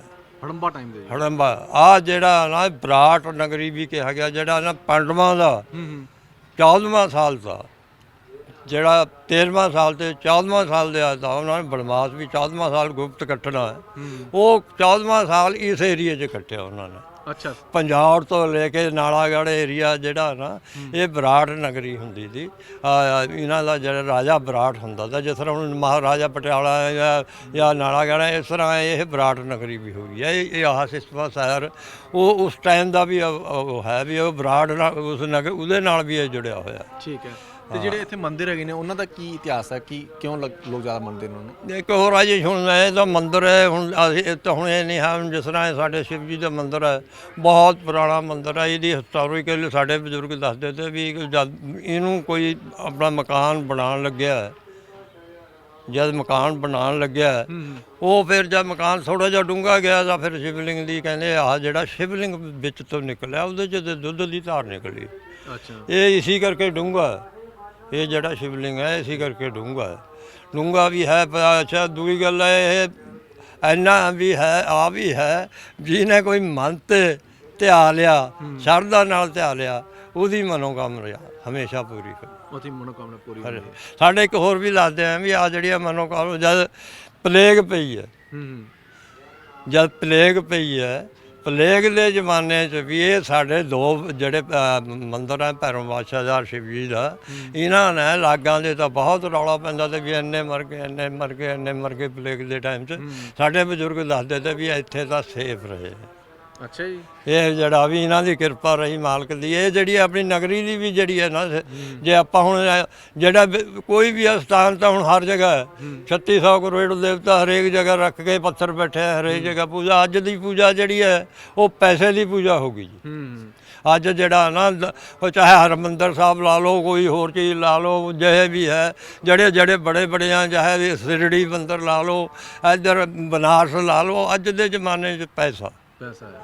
ਅੱਜ ਇਹ ਮੰਦਰ ਪੈਸੇ ਨਹੀਂ ਮੰਨਦੇ, ਇਹਨਾਂ ਨੂੰ ਤਾਂ ਅੱਜ ਦਾ ਜਮਾ ਹੀ ਨਹੀਂ ਹੈ, ਤਾਂ ਮੰਨਦੇ ਹੀ ਨਹੀਂ ਹੈ ਨਾ। ਜੇ ਕੋਈ ਇਹੋ ਜਿਹਾ ਪੁਜਾਰੀ ਬੈਠ ਜਾ ਉਹਨੂੰ ਜਦੀ ਨਠਾ ਦਿੰਦੇ। ਅੱਛਾ ਜੀ। ਸ਼ਿਵ ਦਾ ਇਹ ਹੈ, ਮੈਂ ਬਹੁਤ ਦੂਰ ਦੂਰ ਤੱਕ ਲਿਆ ਕੇ ਬਿਠਾ ਲਏ ਪਏ ਉਰੇ, ਪਰ ਇਹ ਫਿਰ ਜਦ ਦੇਖਦੇ ਵੀ ਮਨ 'ਚ ਉਹਨਾਂ ਪੈਸੇ ਕਿੰਨੀ ਤੇ ਆ ਗਈ, ਫਿਰ ਨਹੀਂ ਬੈਠਣ ਦਿੰਦਾ, ਰਾਤ ਨੂੰ ਇਹ ਨਠਾ ਦਿੰਦਾ। ਇਸ ਤਰ੍ਹਾਂ ਹੀ ਕਰਕੇ ਭੈਰੋਂ ਬਾਦਸ਼ਾਹ ਸਾਡਾ, ਉੱਥੇ ਜਿਹੜੇ ਭੈਰੋਂ ਬਾਦਸ਼ਾਹ ਤੇ ਹੈ ਨਾ, ਉੱਥੇ ਰਾਤ ਨੂੰ ਨਹੀਂ ਕੋਈ ਠਹਿਰ ਸਕਦਾ ਜਿੱਦ ਨਾਲ। ਉਹ ਹੈ ਕੋਈ ਬੈਠਾ ਹੋਵੇ ਉਹਦਾ ਲੱਗ ਰਹੀ, ਜੇ ਕੋਈ ਜਿੱਦ ਕਰਕੇ ਕਹੇ ਵੀ ਜਿੱਦ ਕਰਕੇ ਕਹੇ ਵੀ ਹਾਂ ਮੈਂ ਜਿੱਦ ਨਾਲ ਬੈਠਣਾ, ਫਿਰ ਨਹੀਂ ਬੈਠਣਾ। ਨਹੀਂ ਕਦੇ ਕਿਸੇ ਨੇ ਜਿੱਦ ਕੀਤੀ ਨਹੀਂ ਫਿਰ ਇੱਥੇ? ਕਰੀਏ ਇੱਕ ਲੈ ਸਾਡਾ ਇੱਕ ਧੂਲੋ ਹੁੰਦੇ ਤੇ ਸੰਤ, ਉਹ ਸ਼ਿਵ ਜੀ ਹੈ ਤਾਂ ਉਪਾਸਕਤਾ ਬਹੁਤ ਤੇ ਉਹਨਾਂ ਨੇ ਕਰ ਲਈ ਸੀ। ਉਹਨਾਂ ਕੋਲ ਭੇਡੂ ਹੁੰਦਾ ਤਾਂ ਇੱਕ। ਅੱਛਾ ਜੀ। ਅਸੀਂ ਵੀ ਉਹ ਦੇਖਿਆ ਹੋਇਆ, ਉਹਨਾਂ ਕਰ ਲਈ ਸੀ ਵੀ ਜਿੱਦ ਕਰੀਏ। ਚੌਥੇ ਦਿਨ ਬਸ ਫਿਰ ਫੁੜ ਕੇ ਆਪਣਾ ਛੈੜਾ ਉਹਦਾ ਭੈਰੋਂ ਬਾਦਸ਼ਾਹ ਦਾ ਛੈੜਾ, ਫਿਰ ਉਹ ਭੇਡੂ ਭੂਡੂ ਸਭ ਛੱਡ ਕੇ ਨੱਠ ਗਿਆ। ਅੱਛਾ ਹੁਣ ਕਿੱਥੇ ਗਿਆ ਜੀ ਫਿਰ? ਪਤਾ ਨਹੀਂ, ਦੇਰ ਹੋ ਗਈ, ਬਹੁਤ ਪੁਰਾਣੀ ਗੱਲ ਹੈ। ਅੱਛਾ ਅੱਛਾ ਜੀ, ਦੇਰ ਦੀ ਗੱਲ ਹੈ। ਠੀਕ। ਇਸ ਮੰਨਿਆ ਜਾਂਦਾ ਕਿ ਸਿਸਵਾਂ ਦੇ ਵਿੱਚ 101 ਖੂਹ ਹੈਗੇ ਨੇ ਪੁਰਾਣੇ, ਤੇ ਹਾਲੇ ਵੀ ਬਹੁਤ ਸਾਰੇ ਖੂਹਾਂ ਦੇ ਵਿੱਚ ਪਾਣੀ ਜਿਹੜਾ ਹੈਗਾ ਉਹ ਆਉਂਦਾ ਤੇ ਲੋਕ ਪੀਂਦੇ ਵੀ ਨੇ ਖੂਹਾਂ ਦਾ ਪਾਣੀ। ਅੱਛਾ, ਇੱਕ ਤਾਂ ਇਸ ਕਰਕੇ ਨਹੀਂ ਕੱਲੀ ਉਰੇ ਜਿਹੜੀ ਹੈ ਨਾ, ਜਿਸ ਤਰ੍ਹਾਂ ਹੁਣ ਮਹਾਜਨਾਂ ਦੇ ਅਲੱਗ ਹੈ, ਲਬਾਣਿਆਂ ਦੇ ਅਲੱਗ ਹੈ, ਜਿਹੜੇ ਜਿਵੇਂ ਦੂਏ ਜਿਹੜੇ ਜਿਸ ਤਰ੍ਹਾਂ ਹੁਣ ਬਾਲਮੀਕ ਹੈ, ਦੂਏ ਹਰੀ ਦੂਏ ਲਬਾਣੇ ਆ, ਇਹ ਜਿਹੜੀਆਂ ਨਾ ਕੱਲੀਆਂ ਕਾਸਟਾਂ ਜਿੰਨੀਆਂ ਵੀ ਦੀਆਂ ਕਾਸਟਾਂ ਹੈ ਦੀਆਂ ਬਹੁਤ। ਜੀ ਜੀ। ਕੱਲੀ ਕਾਸਟ ਦੀ ਕੱਲੀ ਆਬਾਦੀ ਦੀ, ਜਿੱਥੇ ਆਬਾਦੀ ਦੀ ਉੱਥੇ ਇੱਕ ਦੋ ਖੂਹ ਵੀ ਹੁੰਦੇ ਤੇ। ਇਸ ਕਰਕੇ ਨਾ 101 ਖੂਹ ਤਾਂ ਹੀ ਤਾਂ ਵੀ ਐਡੀ ਬੜੀ ਆਬਾਦੀ ਦੀ ਜਿਹੜੇ 101 ਖੂਹ ਤਾਂ ਚੱਲਦੇ ਤੇ ਉਹ ਸਾਰੇ ਹੀ। ਪਰ ਹੁਣ ਥੋੜਾ ਜਿਹਾ ਫਰਕ ਪੈ ਗਿਆ ਕਿ ਹੁਣ ਟੂਟੀਆਂ ਟਾਟੀਆਂ ਲੱਗ ਗਈਆਂ, ਟੂਟੀਆਂ ਲੱਗਣੇ ਕਰਕੇ ਥੋੜਾ ਜਿਹਾ ਪਾਣੀ ਫਿਰ ਥੋੜਾ ਜਿਹਾ ਪੈ ਜਾਂਦਾ ਫਰਕ। ਤੇ ਜਿਵੇਂ ਜੰਗਲੀ ਏਰੀਆ ਹੈਗਾ, ਤੇ ਜੰਗਲੀ ਏਰੀਆ ਕਰਕੇ ਤੁਹਾਨੂੰ ਕੋਈ ਡਰ ਬਣਿਆ ਰਹਿੰਦਾ ਹੈ ਕਿ ਜੰਗਲ 'ਚ ਕੋਈ ਜਾਨਵਰ ਨਾ ਆ ਜਾਏ? ਕਿਹੜੇ ਜਾਨਵਰ ਹੈ ਜੰਗਲ 'ਚ? ਜਿਹੜਾ ਪਹਿਲਾਂ ਸਾਡੇ ਹੈ ਤਾਂ ਪਹਿਲਾਂ ਉਰੇ ਜਿਹੜਾ ਨਾ ਜਿਹਨੂੰ ਸ਼ੇਰ ਦੀ ਨਸਲ ਕਹਿੰਦੇ ਆ, ਚੀਤੇ ਨਹੀਂ ਉਹਨੂੰ ਕਹਿੰਦੇ ਬਘੇਰਾ। ਅੱਛਾ ਜੀ। ਉਹ ਜਿਹੜਾ ਜ਼ਿਆਦਾ ਬੰਦੇ ਨੂੰ ਮਾਨਤਾ ਨਹੀਂ ਤਾਂ ਮਾਰ ਕਰਦਾ, ਉਹ ਡੰਗਰ ਜਿਹੜਾ ਕੁੱਤਾ ਡੰਗਰ ਗਾਂ ਮੈਂਸ ਜਿਹੜੀ ਰਾਤ ਨੂੰ ਰਹਿ ਗਈ, ਪਰ ਉਹ ਸਾਫ਼ ਹੈ। ਅੱਛਾ ਜੀ, ਖਾ ਪੀ ਜਾਂਦੇ ਨੇ। ਖਾ ਪੀ ਜਾਂਦੇ ਤੇ ਬੰਦਿਆਂ ਨਾਲ ਬੰਦੇ ਤੇ ਡਰਦੇ ਤੇ। ਬਾਕੀ ਉਹ ਦੂਏ ਬਹੁਤ ਹੈ ਆਪਣਾ, ਜਿਸ ਤਰ੍ਹਾਂ ਅੱਜ ਕੱਲ੍ਹ ਜਿਹੜੇ ਆ ਉਰੇ ਹੁਣ 12 ਸਿੰਘਾ ਬਹੁਤ ਹੈ। ਅੱਛਾ ਜੀ। ਸੂਰ ਬਹੁਤ ਹੈ, ਦੂਏ ਆਪਣਾ ਜਿਹੜੇ ਜੰਗਲੀ ਮੁਰਗੇ ਬਹੁਤ ਹੈ। ਪਰ ਹੁਣ ਇਹ ਬੱਚੇ ਤਾਂ ਹੈ ਜੇ ਸਰਕਾਰ ਨੇ ਬੈਨ ਲਾ ਲਿਆ। ਅੱਛਾ ਜੀ। ਹੁਣ ਨੂੰ ਮਾਰਨੇ ਤੇ ਬੈਨ ਹੈ, ਇਸ ਕਰਕੇ ਹੁਣ ਕੋਈ ਛੇੜਦਾ ਨਹੀਂ ਪਹਿਲਾਂ ਛੱਡਦੇ ਨਹੀਂ ਤੇ। ਨਹੀਂ ਤਾਂ ਬੰਦੂਕਾਂ ਮੋਢੇ ਪਰ ਹੱਟਾਂ ਮੇ ਰਹਿੰਦੀਆਂ ਦੀਆਂ। ਹੁਣ ਇਹੋ ਜਿਹਾ ਵੀ ਹੁੰਦਾ ਤਾਂ ਵੀ ਕੋਈ ਇਹੋ ਜਿਹਾ ਘਰ ਹੈ ਨਹੀਂ ਤਾਂ ਜਿੱਥੇ ਮੀਟ ਨਾ ਬਣਦਾ ਹੋਵੇ। ਇੱਕ 12 ਸਿੰਘਾਂ ਮਾਰ ਲਿਆ, ਸਾਰੇ ਪਿੰਡ ਨੇ ਚੱਲ ਪਿਆ। ਅੱਛਾ ਹੁਣ ਨਹੀਂ ਮਾਰਦੇ ਹੈ? ਹੁਣ ਸਰਕਾਰ ਦੀ ਸਖਤੀ ਹੈ, ਸਖਤੀ ਕਰਕੇ ਜਿਹੋ ਜਿਹਾ ਬੰਦੇ ਨੂੰ ਮਾਰ ਲਿਆ, ਇਹੋ ਜਿਹਾ ਇਹਨਾਂ ਨੂੰ ਉਹਨੂੰ ਮਾਰ ਦਿੱਤਾ। ਨਹੀਂ ਚੋਰੀ ਤਾਂ ਕੰਮ ਚੱਲਦਾ ਹੋਣਾ? ਨਹੀਂ ਹੁਣ ਤਾਂ ਜੇ ਸੜਕ ਪਰ ਪਿਆ ਵੀ ਹੋਵੇ ਤਾਂ ਵੀ ਨਹੀਂ ਲੋਕ ਚੱਕਦੇ। ਜੇ ਐਕਸੀਡੈਂਟ ਨਾਲ ਹੋ ਗਿਆ ਵੀ ਜੋ ਗੱਡੀ ਨਾਲ ਰੋਡ ਵੱਜ ਕੇ ਮਰ ਗਿਆ ਤਾਂ ਉਹ ਵੀ ਨਹੀਂ ਸਕਦੇ, ਕਿ ਡਰ ਬਹੁਤ ਡਰ ਪੈ ਗਿਆ। ਸੋ ਪਿੰਡ ਦੀ ਕੋਈ ਹੋਰ ਅਜਿਹੀ ਗੱਲ ਜਿਹੜੀ ਤੁਸੀਂ ਦੱਸਣਾ ਚਾਹੁੰਦੇ ਹੋ ਰਹਿ ਗਈ ਹੋਵੇ? ਪਿੰਡ ਦੀ ਐਸੀ ਜੀ ਗੱਲ ਆ ਵੀ ਆ ਜਿਹੜਾ ਹੁਣ ਅਸੀਂ ਤਾਂ ਦੁਆ ਕਰਦੇ ਹਾਂ। ਹੁਣ ਸਾਡੇ ਪਿੰਡ ਦੇ ਵਿੱਚ 2 ਮੁੱਖ ਮੰਤਰੀ ਆ ਜੀ। ਇਸ ਟਾਈਮ 2 ਮੁੱਖ ਮੰਤਰੀ ਹੈ ਸਾਡੇ, ਜਿਹੜੇ ਕੈਪਟਨ ਸਾਹਿਬ ਹੈ, ਆ ਨਾਲ ਕੋਠੀ ਬਣ ਰਹੀ ਹੈ, ਸਾਡੇ ਪਿੰਡ ਦੀ ਜ਼ਮੀਨ ਹੈ, ਸਾਡੇ ਉਹਦੇ 'ਚ ਹੈ। ਹੁਣ ਬਸਿੰਦੇ ਤਾਂ ਸਾਡੇ ਪਿੰਡ ਦੇ ਹੋ ਗਏ। ਬਿਲਕੁਲ। ਹੁਣ ਬਾਦਲ ਸਾਹਿਬ ਨਾਲ ਹੋਰ ਐਡਾ ਬੜਾ ਹੋਟਲ ਆ ਪਾਇਆ ਹੋਇਆ, ਬਸਿੰਦੇ ਤਾਂ ਸਾਡੇ ਆ। ਮੈਂ ਦੁਆ ਕਰੂੰਗਾ, ਅਸੀਂ ਉਹਨਾਂ ਕੋਲ ਵੀ ਆਏ ਜੀ ਦੁਆ ਕਰਦੇ ਹਾਂ ਵੀ ਪਿੰਡ ਕੰਨੀ ਵੀ ਜਿਹੜਾ ਨਾ ਸਾਡੇ ਪਿੰਡ ਨੂੰ ਉਹੋ ਜਿਹਾ ਤੁਸੀਂ ਐਡਾ ਸਾਰਾ ਕੁਝ ਉਹਦੇ ਬਣਾਏ ਹੋਏ ਪਿੰਡ ਦਾ ਵੀ ਸਾਡਾ, ਜਿਸ ਤਰ੍ਹਾਂ ਹੁਣ ਸਾਡਾ ਸੀਵਰੇਜ ਦਾ ਕੰਮ ਹੈ, ਪਾਣੀ ਦਾ ਕੰਮ ਹੈ, ਜਿਹੜੀਆਂ ਟੂਟੀਆਂ ਸਾਡੀਆਂ ਪਾਣੀ ਲੂੰਗਾ, ਪਾਣੀ ਦੀ ਤੰਗੀ ਹੈ ਜਾਂ ਸੀਵਰੇਜ ਦੀ ਤੰਗੀ ਹੈ, ਜਾਂ ਸਾਡੇ ਉਰੇ ਡਿਸਪੈਂਸਰੀ ਨਹੀਂ ਹੈ, ਡਿਸਪੈਂਸਰੀ ਦੀ ਲੋੜ ਹੈ, ਜਾਂ ਸਕੂਲ ਹੈ ਪ੍ਰਾਇਮਰੀ ਹੈ, ਉਹਨੂੰ ਹਾਈ ਜਿਸ ਤਰ੍ਹਾਂ ਆਮ ਸ਼ਹਿਰੀ ਸਹੂਲਤਾਂ, ਸ਼ਹਿਰੀ ਸਹੂਲਤਾਂ ਅਜੇ ਤੱਕ ਨਹੀਂ ਮਿਲੀ। ਠੀਕ ਹੈ ਜੀ। ਜਿਹੜੀ ਸ਼ਹਿਰੀ ਸਹੂਲਤ ਹੈ ਉਹ ਅਜੇ ਪਿੰਡ ਨੂੰ ਮਿਲੇ ਨਹੀਂ। ਹਾਂ ਵੈਸੇ ਇੱਕ ਗੱਲ ਹੈ, ਸਾਡਾ ਇੱਕ ਇੰਨਾ ਮੈਂ 20 ਸਾਲ ਕੇਸ ਲੜਿਆ, ਇਹ ਪਹਿਲਾਂ ਜੰਗਲ ਜਿਹੜਾ DC ਕੋਲ ਹੁੰਦਾ ਤਾ, ਅਸੀਂ ਲੜਿਆ, ਮੈਂ ਰਿਹਾ, ਮੇਰਾ ਮੈਂ ਸਰਵਿਸ ਕਰੀ ਹੈ ਪ੍ਰਤਾਪ ਸਿੰਘ ਗੈਰੋਂ ਦੇ ਜ਼ਮਾਨੇ 'ਚ। ਮੈਂ 1961 'ਚ ਮੈਂ ਸੈਕਟਰੀਏਟ 'ਚ ਜੁਆਇਨ ਕਰ ਲਿਆ ਤਾਂ ਕਰੀ ਤਾਂ ਜਦ ਛੋਟੀ ਪੋਸਟ 'ਤੇ ਕਿਉਂ 1958 'ਚ ਮੈਟ੍ਰਿਕ ਕਰੀ ਸੀ। ਜਦ ਮੈਟ੍ਰਿਕ ਵੀ ਯੂਨੀਵਰਸਿਟੀ ਦੀ ਹੁੰਦੀ ਸੀ, ਉਹਦੇ ਬਾਅਦ ਫਿਰ ਜੌਬਾਂ ਵੀ ਕਈ 2-3 ਮਿਲੀਆਂ, ਪਰ ਸੈਕਟਰੀਏਟ 'ਚ ਮਿਲ ਗਈ ਜੀ 1961 'ਚ। ਹੁਣ ਇੰਡਸਟਰੀ ਡਿਪਾਰਟਮੈਂਟ 'ਚ 40 ਸਾਲ ਸਰਵਿਸ ਕਰੀ ਜੀ ਮੈਂ। 40 ਸਾਲ 60 ਰੁਪਏ ਦਾ ਸਾਈਕਲ ਲਿਆ ਤਾਂ 10 ਰੁਪਏ ਕਿਸ਼ਤ ਪਰ। ਉसी ਸਾਈਕਲ ਪਰ ਕੱਢਦੀ ਸਾਰੀ ਉਮਰ। ਸਾਰੀ ਜ਼ਿੰਦਗੀ ਉसी ਸਾਈਕਲ ਪਰ ਕੱਢਦੀ, ਅਜੇ ਵੀ ਖੜਿਆ। ਕਿਸ਼ਤਾਂ ਉਤਰ ਗਈਆਂ ਹੁਣ। ਇੱਕ ਹੋਰ ਹੈ, ਪਰ ਇੱਕ ਉਸ ਸਾਈਕਲ ਨੇ ਬਹੁਤ ਕੁਝ ਦੇ ਦਿੱਤਾ। ਮੈਂ ਬੱਚੇ ਸਾਰੇ ਪੜ੍ਹਾ ਲਏ। ਮੇਰਾ ਭਰਾ ਫੁੱਲ ਪਾਸਪੋਰਟ ਅਫਸਰ ਰਿਹਾ। ਫੁੱਲ ਪਾਸਪੋਰਟ ਅਫਸਰ, ਸ਼੍ਰੀਨਗਰ ਪਾਸਪੋਰਟ, ਚੰਡੀਗੜ੍ਹ ਤੋਂ ਅਸਿਸਟੈਂਟ ਪਾਸਪੋਰਟ ਰਿਟਾਇਰ ਹੋਇਆ। ਮੇਰੇ ਲੜਕੇ ਨੇ MA ਕਰੀ ਹੈ, PhD ਕਰੀ ਹੋਈ ਹੈ। ਦੂਏ ਬੱਚਿਆਂ ਨੇ ਸਾਰੇ ਜਿਹੜੇ ਆ ਨਾ, ਮੈਂ ਜਿਹੜੇ ਆ ਨਾ ਉਹ ਨੰਗੇ ਪੈਰਾਂ 'ਚ, ਜੇ ਅਸੀਂ ਸਰਵਿਸ ਚਲੇ ਗਏ ਜੀ, ਉੱਥੇ ਐਜੂਕੇਸ਼ਨ ਦਾ ਪਤਾ ਲੱਗਿਆ, ਅਫਸਰਾਂ ਦਾ ਪਤਾ ਲੱਗ ਗਿਆ। ਇਸ ਕਰਕੇ ਆ ਵੀ ਹੈ ਜਿਹੜਾ ਹੁਣ ਜਿਹੜਾ ਸਿਸਟਮ ਚੱਲਿਆ, ਜਿਹੜੇ ਬਾਬੂ ਜੀ ਕਿ ਤੁਸੀਂ ਅੱਜ ਦੇ ਪਰ ਬਹੁਤ ਨੋਟ ਰੱਖਿਓ ਗੱਲ ਵੀ ਹੁਣ ਜਿਹੜੀ ਐਜੂਕੇਸ਼ਨ ਹੈ ਵਪਾਰ ਬਣ ਗਿਆ। ਅਸੀਂ ਵੀ ਪੜ੍ਹੇ, ਸਰਕਾਰੀ ਸਕੂਲਾਂ 'ਚ ਪੜ੍ਹੇ, ਸਰਕਾਰੀ ਯੂਨੀਵਰਸਿਟੀ 'ਚ ਪੜ੍ਹੇ। ਉਹ ਟੀਚਰ ਵੀ ਇਹੋ ਜਿਹੇ ਹੁੰਦੇ ਤੇ ਬਹੁਤ ਪਿਆਰ ਨਾਲ ਪੜ੍ਹਾਉਂਦੇ ਤੇ। ਹੁਣ ਦਾ ਪੈਸਾ ਹਰੇਕ ਚਾਹੇ ਕੋਈ ਵੀ ਬੱਚਾ ਕਹਿੰਦਾ ਡਾਕਟਰ ਬਣ ਜੂਗਾ ਜੀ, ਮੈਂ ਆਪਣੇ ਫਲਾਣੇ ਨੂੰ ਵਕੀਲ ਬਣਾਉਣਾ ਜੀ, ਆਹ ਬਣਾਉਣਾ, ਬਣਦੇ ਕੱਖ ਨਹੀਂ, ਰਹਿ ਜਾਂਦੇ ਆ। ਡਿਗਰੀਆਂ ਜੇ ਕਰ ਵੀ ਲਈਆਂ ਪੈਸੇ ਨਾਲ, ਫਿਰ ਕਹਾਂ ਹੋਰ। ਜੇ ਕੋਈ ਗੱਲ ਹੈ, ਗਰੀਬ ਬੰਦਾ ਜੇ ਪੜ੍ਹ ਵੀ ਜਾਵੇ, ਚੰਗਾ ਕੁਆਲੀਫਾਈ ਹੋ ਜਾਏ, ਉਹਨੂੰ ਚੰਗੀ ਨੌਕਰੀ ਨਹੀਂ ਮਿਲੂਗੀ। IAS ਅਫਸਰ ਦਾ ਜਵਾਕ ਹੋ ਗਿਆ, ਇੱਕ ਜਵਾਕ ਆ ਚਾਹੇ 10 ਵੀ, ਉਹਨੂੰ ਊੜੇ ਦਾ ਊੜਾ ਨਹੀਂ ਆਉਂਦਾ, ਉਹ IAS ਅਫਸਰ ਲੱਗ ਜਾਂਦਾ। IAS ਅਫਸਰ ਦਾ ਇੱਕ ਜਵਾਕ ਚਾਹੇ ਉਹਨੇ 10ਵੀਂ ਵੀ ਚਾਹੇ ਨਕਲ ਮਾਰ ਕੇ ਪਾਸ ਕਰਾਈ ਹੋਈ ਹੈ, ਪਰ ਉਹ ਲੱਗ ਜਾਂਦਾ IAS ਅਫਸਰ। ਫਿਰ ਇੱਥੇ ਆ ਕੇ ਦੇਸ਼ ਦੀ ਕਮਜ਼ੋਰੀ ਆ ਜਾਂਦੀ ਹੈ। ਜਿਹੜੇ ਹੈ ਨਾ ਚੰਗੇ, ਜਿਸ ਤਰ੍ਹਾਂ ਸਾਡੇ ਸਾਇੰਟਿਸਟ ਹੈ, ਹੋਰ ਹੈ, ਆਸਰੋ ਵਰਗੇ ਹੋ ਜਾਏ, ਜੇ ਉੱਥੇ ਚੰਗੇ ਬੱਚੇ ਜਾਵੇਂ ਫਿਰ ਉਹ ਸਾਰਾ ਕੁਝ ਹੋ ਜਾਂਦਾ। ਇੱਥੇ ਜਿਹੜੀ ਸਾਡੇ ਜ਼ਮਾਨੇ 'ਚ ਕੈਰੋਂ ਦਾ ਮੁੱਖ ਮੰਤਰੀ, ਉੱਥੇ IAS ਅਫਸਰ ਦੇ ਆਇਆ ਨਹੀਂ ਤਾਂ ਵੀ ਕੋਈ ਮਾੜਾ ਜਾਇਆ ਵੀ ਕਦੀ ਚੀਕ ਕਰ ਦੇਵੇ ਜਾਂ ਬੋਲ ਦੇਵੇ। ਕਰਪਸ਼ਨ ਨਹੀਂ ਸੀ।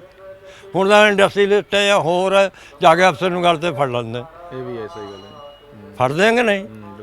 ਹਾਂ, ਇਹ ਜ਼ਮਾਨਾ ਮੈਂ ਦੁਆ ਕਰੂੰਗਾ ਵੀ ਗਾਹਾਂ ਨੂੰ ਵੀ ਜਿਹੜੇ ਮੇਰੀ ਆਵਾਜ਼ ਸੁਣਦੇ ਵੀ ਗਾਹਾਂ ਜਿਹੜੇ ਸਾਨੂੰ ਪੜ੍ਹਾਉਣੇ ਵਾਲੇ ਜਾਂ ਜਿਹਨਾਂ ਨੇ ਘਰ ਸਕੂਲ ਖੋਲ੍ਹੇ ਹੋਏ ਹੈ, ਔਰ ਚੀਜ਼ਾਂ ਇਹਨਾਂ ਨੂੰ ਨਾ ਦਿਲ ਤੇ ਪਿਆਰ ਤੇ ਪੜਾਓ। ਬਿਲਕੁਲ ਜੀ, ਸ਼ੁਕਰੀਆ ਜੀ, ਤੁਸੀਂ ਗੱਲਬਾਤ ਸਾਡੇ ਲਈ ਸਮਾਂ ਕੱਢਿਆ।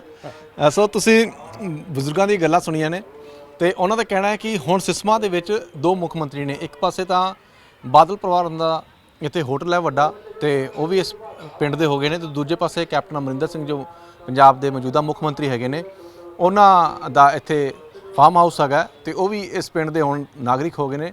ਤੇ ਉਹਨਾਂ ਦਾ ਕਹਿਣਾ ਹੈ ਕਿ ਜੇ ਇੱਥੇ 2 ਮੁੱਖ ਮੰਤਰੀ ਭਾਵੇਂ ਸਾਬਕਾ ਰਹੇ ਹੁਣ ਤਾਂ ਮੌਜੂਦਾ ਹੈਗੇ ਨੇ, ਉਹ ਹੋਣ ਦੇ ਬਾਵਜੂਦ ਵੀ ਜੇ ਇਸ ਏਰੀਏ ਦੀ ਤਰੱਕੀ ਨਹੀਂ ਹੁੰਦੀ ਤਾਂ ਥੋੜ੍ਹਾ ਧਿਆਨ ਜ਼ਰੂਰ ਦੇਣਾ ਚਾਹੀਦਾ ਉਹਨਾਂ ਨੂੰ, ਕਿਉਂਕਿ ਇੱਥੇ ਜਿਹੜੀਆਂ ਸਮੱਸਿਆਵਾਂ ਹੈਗੀਆਂ ਨੇ, ਉਹ ਬੇਰੁਜ਼ਗਾਰੀ ਦੀ ਵੀ ਇੱਕ ਵੱਡੀ ਸਮੱਸਿਆ ਹੈਗੀ ਹੈ, ਨੌਜਵਾਨਾਂ ਨੂੰ ਰੁਜ਼ਗਾਰ ਵੀ ਚਾਹੀਦਾ ਹੈ, ਡਿਵੈਲਪਮੈਂਟ ਦੀ ਵੀ ਇੱਕ ਸਮੱਸਿਆ ਹੈਗੀ ਹੈ, ਸੀਵਰੇਜ ਵੀ ਚਾਹੀਦਾ ਹੈਗਾ, ਤੇ ਹੋਰ ਵੀ ਜਿਹੜੀਆਂ ਬਜ਼ੁਰਗਾਂ ਦੀ ਤੁਸੀਂ ਗੱਲਾਂ ਬਾਤਾਂ ਸੁਣੀਆਂ ਕਿ ਇੱਥੇ ਦਾ ਜਿਹੜਾ ਇਤਿਹਾਸ ਕੀ ਰਿਹਾ ਸਿਸਮਾਂ ਦਾ, ਤੇ ਕਿਸੇ ਟਾਈਮ ਇੱਥੇ ਬੜੀ ਵੱਡੀ ਮੰਡੀ ਹੁੰਦੀ ਸੀਗੀ, ਤੇ ਇੱਥੇ ਬੜੇ ਇਤਿਹਾਸਕ ਜਿਹੜੇ ਪੁਰਾਣੇ ਪ੍ਰਾਚੀਨ ਮੰਦਿਰ ਵੀ ਹੈਗੇ ਨੇ, ਹੋਰ ਧਾਰਮਿਕ ਸਥਾਨ ਵੀ ਹੈਗੇ ਨੇ।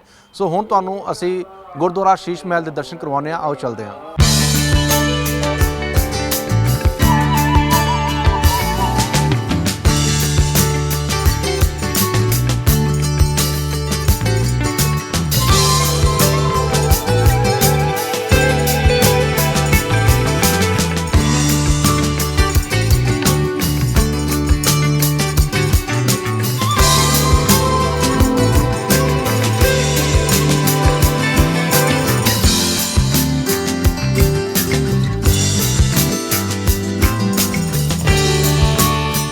ਸੋ ਅਸੀਂ ਹੁਣ ਪੁੱਜੇ ਹਾਂ ਗੁਰਦੁਆਰਾ ਸ਼ੀਸ਼ ਮਹਿਲ ਪਿੰਡ ਸਿਸਵਾਂ।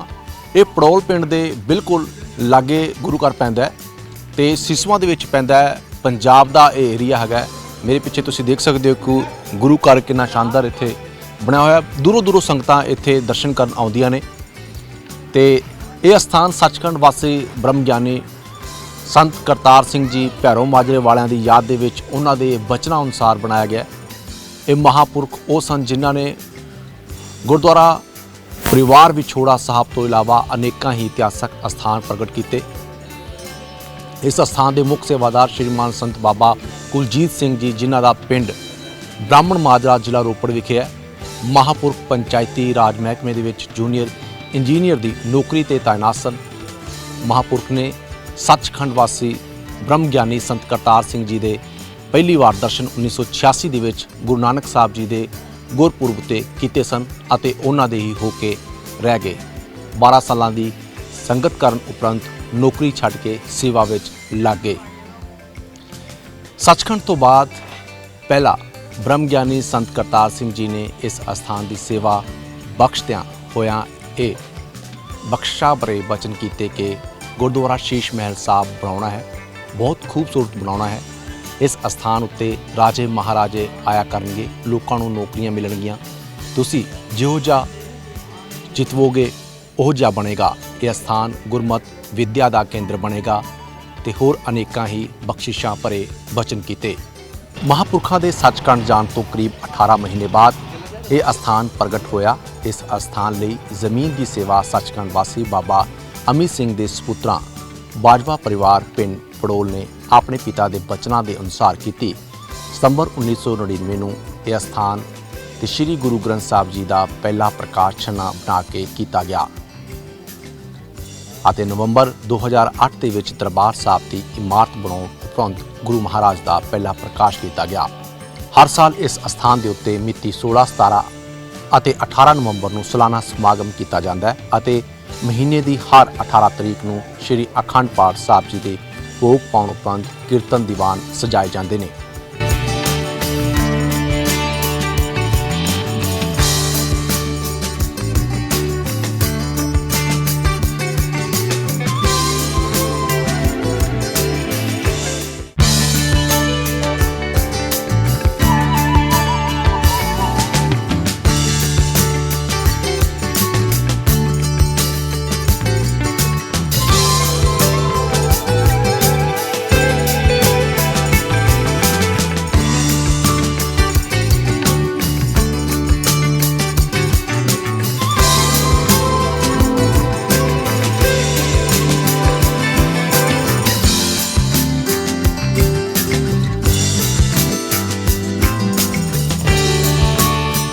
ਸੋ ਤੁਸੀਂ ਦੇਖਿਆ ਕਿ ਸਿਸਵਾਂ ਦੇ ਵਿੱਚ ਬਹੁਤ ਸਾਰੇ ਧਾਰਮਿਕ ਸਥਾਨ ਨੇ। ਇੱਥੇ ਲੋਕਾਂ ਦੀਆਂ ਉਮੀਦਾਂ, ਲੋਕਾਂ ਦੀਆਂ ਆਸਾਂ, ਲੋਕਾਂ ਦਾ ਭਰੋਸਾ ਜੁੜਿਆ ਹੋਇਆ ਹੈ। ਲੋਕ ਬਹੁਤ ਸਾਰੀਆਂ ਮੰਨਤਾਂ ਆਸਾਂ ਲੈ ਕੇ ਇੱਥੇ ਆਉਂਦੇ ਨੇ ਤੇ ਝੋਲੀਆਂ ਭਰ ਕੇ ਵਾਪਸ ਜਾਂਦੇ ਨੇ। ਸੋ ਇਸ ਵੇਲੇ ਅਸੀਂ ਪੁੱਜੇ ਹਾਂ, ਤੁਸੀਂ ਦੇਖ ਸਕਦੇ ਹੋ ਮੇਰੇ ਮਗਰ, ਦਰਗਾਹ ਬਾਬਾ ਰਹੀਮ ਸ਼ਾਹ ਜੀ 9 ਗਜਾ ਪੀਰ, ਸਿਸਵਾਂ ਨਵਾਜ਼ ਕਾਟ ਮਦਰਸਾ ਇਸਲਾਮੀਆ ਅਰਬੀਆ ਦਾਰੁਲ ਅਲੂਮ ਰਹੀਮੀਆ ਆਬਾਦ ਦੇ ਵਿੱਚ। ਸੋ ਇੱਥੋਂ ਦੇ ਇਤਿਹਾਸ ਬਾਰੇ ਅਸੀਂ ਜਾਣਾਂਗੇ। ਆਓ ਫਿਰ ਚੱਲਦੇ ਹਾਂ।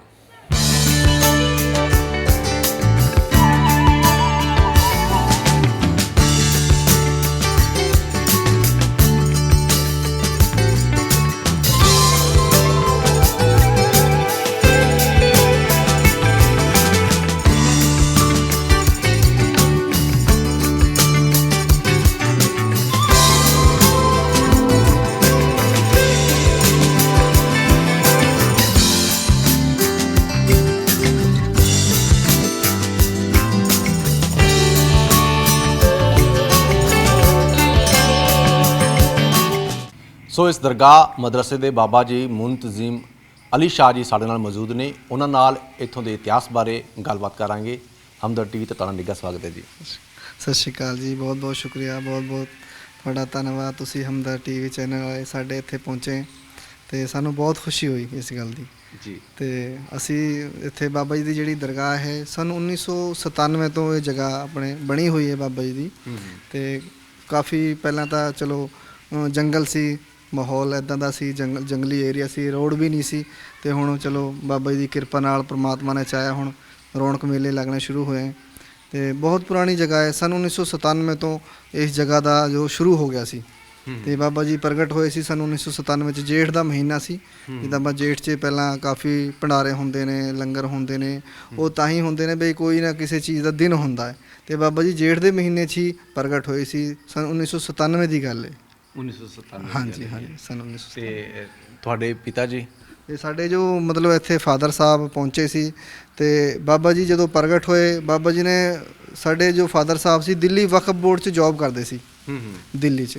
ਤੇ ਚਲੋ ਸ਼ੁਕਰ ਹੈ ਪ੍ਰਮਾਤਮਾ ਦਾ, ਉਹਨਾਂ ਦਾ ਮਨ ਸੀ ਕਿ ਮੈਂ ਕਿਤੇ ਰੱਬ ਦੀ ਬੰਦਗੀ ਕਰਾਂ ਜੰਗਲ 'ਚ ਬੈਠ ਕੇ। ਠੀਕ ਹੈ। ਉਹਨਾਂ ਦਾ ਇਦਾਂ ਦਾ ਮਨ ਸੀ ਕਿ ਮੈਂ ਜੰਗਲ 'ਚ ਬੈਠ ਕੇ ਰੱਬ ਦੀ ਬੰਦਗੀ ਕਰਾਂ ਤੇ ਮੈਂ ਆਪਣੇ ਆਪ ਨੂੰ ਇਦਾਂ ਦਾ ਕਰਾਂ ਕਿ ਬਈ ਲੋਕ ਮੇਰੇ ਤੋਂ ਫਾਇਦਾ ਲੈ ਜਾਣ, ਬਈ ਸੰਗਤ ਕੋਈ ਆਵੇ, ਕੋਈ ਪਰੇਸ਼ਾਨ ਆਵੇ। ਜਿੱਦਾਂ ਫਕੀਰ ਹੁੰਦੇ ਸੀ, ਉਹ ਫਕੀਰ ਸੀ, ਫਕਰ ਸੀ, ਉਹਨਾਂ ਨੂੰ ਕਿਸੇ ਚੀਜ਼ ਦਾ ਕੁਝ ਨਹੀਂ ਸੀ। ਕਿਉਂਕਿ ਸ਼ੁਰੂ ਤੋਂ ਲੈ ਕੇ ਹੁਣ ਤੱਕ ਦੇਖੋ ਬਈ ਇੰਨੇ ਡਿਵੈਲਪਮੈਂਟ ਸਾਡੇ ਕੋਲ ਸਨ 1997 ਤੋਂ ਹੁਣ ਦਾ ਕੁਝ ਨਹੀਂ ਹੈ, ਕਿਉਂਕਿ ਉਹਨਾਂ ਨੇ ਆਪਣੀ ਜ਼ਿੰਦਗੀ ਝੁੰਗੀਆਂ 'ਚ ਕੱਟੀ ਵੀ ਸਾਨੂੰ ਕੁਝ ਨਹੀਂ ਚਾਹੀਦਾ, ਅਸੀਂ ਤਾਂ ਰੱਬ ਦੀ ਰਜ਼ਾ ਵਾਸਤੇ ਕੰਮ ਸੇਵਾ ਕਰਨੀ ਹੈ।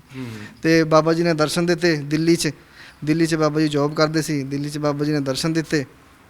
ਤੇ ਉਸ ਤੋਂ ਬਾਅਦ ਫਿਰ ਸੁਪਨੇ 'ਚ ਸੁਪਨੇ 'ਚ ਜਾ ਕੇ ਬਾਬਾ ਜੀ ਨੇ ਐਡਰੈਸ ਦੱਸਿਆ ਬਈ ਸ਼ਿਸ਼ਵਾਂ ਦੀ ਪਹਾੜੀ ਹੈ, ਚੰਡੀਗੜ੍ਹ ਤੋਂ ਅੱਗੇ ਪੰਜਾਬ 'ਚ ਹੈ। ਤੇ ਸੁਪਨੇ 'ਚ ਦੇਖ ਰਹੇ ਹਾਂ ਕਿ ਬਈ ਬਹੁਤ ਸਾਰੀ ਸੰਗਤ ਸਰਦਾਰ ਮੇਰੇ ਸਾਹਮਣੇ ਬੈਠੇ ਨੇ, ਉਹਨਾਂ ਤੋਂ ਇੱਕ ਸਿੱਖ ਸਰਦਾਰ ਉੱਠਦੇ ਨੇ, ਖੜੇ ਹੁੰਦੇ ਨੇ ਤੇ ਉਹ ਕਹਿੰਦੇ ਨੇ ਬਾਬਾ ਜੀ ਤੁਹਾਨੂੰ ਜੇ ਕਿਸੇ ਚੀਜ਼ ਦੀ ਜ਼ਰੂਰਤ ਹੈ ਸਾਨੂੰ ਦੱਸੋ। ਤੇ ਬਾਬਾ ਜੀ ਨੇ ਸੁਪਨੇ 'ਚ ਉਸ ਸਰਦਾਰ ਜੀ ਨੂੰ ਪੁੱਛਿਆ ਬਈ ਇਹ ਕਿਹੜੀ ਜਗ੍ਹਾ ਹੈ ਜਿੱਥੇ ਮੈਂ ਬੈਠਾ ਹਾਂ। ਉਹਨਾਂ ਨੇ ਕਿਹਾ ਇਹ ਸ਼ਿਸ਼ਵਾਂ ਦੀ ਪਹਾੜੀ ਹੈ। ਤੇ ਇੱਦਾਂ ਫਿਰ ਪਤਾ ਕਰਦੇ ਐਡਰੈਸ ਹੌਲੀ ਪੁੱਛਦੇ ਇੱਥੇ ਪਹੁੰਚੇ ਸੀ ਬਾਬਾ ਜੀ ਦੇ ਚਰਨਾਂ 'ਚ। ਠੀਕ ਹੈ। ਤੇ ਉਸ ਤੋਂ ਸਨ 1997 ਤੋਂ ਲੈ ਕੇ ਅੱਜ ਤੱਕ ਬਾਬਾ ਜੀ ਦੀ ਇੱਥੇ ਸੇਵਾ ਤੇ ਇੱਥੇ ਬਿਰਾਜਮਾਨ, ਇੱਥੇ ਸਵਰਗਵਾਸ ਹੋ ਗਏ। ਇੱਥੇ ਇਹਨਾਂ ਦੀ ਸਮਾਧੀ ਬਣੀ ਹੋਈ ਹੈ। ਇਹਨਾਂ ਦਾ ਬਚਨ ਸੀ ਕਿ ਬਈ ਮੈਨੂੰ ਬਾਬਾ ਜੀ ਦੇ ਨਾਲ ਹੀ ਮੈਨੂੰ ਦਫਨਾਉਣਾ ਹੈ, ਇੱਥੇ ਮੈਨੂੰ ਰੱਖਣਾ ਹੈ। ਠੀਕ ਹੈ। ਤੇ ਹਰ ਇੱਕ ਧਾਰਮਿਕ ਸਥਾਨ ਦੇ ਨਾਲ ਇਤਿਹਾਸ ਜੁੜਿਆ ਹੁੰਦਾ ਹੈ। ਹਾਂਜੀ। ਗੱਲ ਕਰੀਏ ਇੱਥੇ ਅੱਜ ਮੈਂ ਦੇਖ ਰਿਹਾ ਕਿ ਬਹੁਤ ਹੀ ਸੁੰਦਰ ਤੁਸੀਂ ਬਣਾਇਆ ਹੋਇਆ ਹੈ, ਬੜਾ ਸ਼ਾਂਤੀਪੂਰਕ ਮਾਹੌਲ ਹੈਗਾ ਇੱਥੇ, ਆਨੰਦ ਮਿਲਦਾ ਇੱਥੇ ਆ ਕੇ। ਤੇ ਮੈਨੂੰ ਪਿੱਛੋਂ ਦੀ ਪਤਾ ਲੱਗਿਆ ਕਿ ਇੱਕ ਬਾਣੀ ਹੋਰਾਂ ਦੀ ਵੀ ਕਹਾਣੀ ਇਸ ਦਰਗਾਹ ਦੇ ਨਾਲ ਜੁੜੀ, ਉਹ ਕੀ ਹੈ ਜੀ? ਉਹ ਇੱਦਾਂ ਜੀ ਜਿੱਦਾਂ ਆਪਣੇ ਬਾਬਾ ਜੀ ਸੀ, ਇਹ ਜਗ੍ਹਾ ਜਿੱਦਾਂ ਬਣੀ ਹੋਈ ਹੈ ਤੁਸੀਂ ਦੇਖ ਰਹੇ ਹੋ। ਇਹ ਜਗ੍ਹਾ ਪਹਿਲਾਂ ਕੱਚੀ ਸੀ, ਬਿਲਕੁਲ ਕੁਝ ਵੀ ਨਹੀਂ ਸੀ, ਜੰਗਲ ਸੀ ਸਾਰਾ। ਤੇ ਪਿੰਡ ਦੇ ਬੰਦੇ ਇੱਦਾਂ ਨਗਲ ਪਿੰਡ ਹੈ, ਪੜੌਲ ਪਿੰਡ ਹੈ, ਹੁਸ਼ਿਆਰਪੁਰ ਹੈ, ਮਾਜਰਾ, ਆਪਣੇ ਸਿਸਵਾਂ, ਇੱਥੇ ਸਾਰੇ ਪਿੰਡਾਂ ਦੇ ਜਿੱਦਾਂ ਮੱਝਾਂ ਚਾਰਦੇ ਸੀ, ਚਰਵਾਹੇ ਇੱਥੇ ਆਉਂਦੇ ਸੀ, ਮੱਝਾਂ ਚਾਰਦੇ ਸੀ, ਬੈਠਦੇ ਸੀ ਇੱਥੇ ਥੱਲੇ। ਇਹ ਜੋ ਆਪਣਾ ਜਗ੍ਹਾ ਬੋਲੀ ਜਾਂਦੀ ਹੈ, ਇਤਿਹਾਸ ਇਹਦਾ ਨਵਾਜ਼ ਘਾਟ ਬਈ ਨਵਾਜ਼ ਪੜ੍ਹਨ ਦੀ ਜਗ੍ਹਾ। ਸਨ 1947 ਤੋਂ ਪਹਿਲਾਂ ਇਹ ਜੋ ਜਗ੍ਹਾ ਸੀ, ਇੱਥੇ ਪਹਿਲਾਂ ਪੁਰਾਣਾ ਈਦਗਾਹ ਹੁੰਦੀ ਸੀ, ਨਮਾਜ਼ ਪੜ੍ਹਨ ਦੀ ਜਗ੍ਹਾ ਹੁੰਦੀ ਸੀ।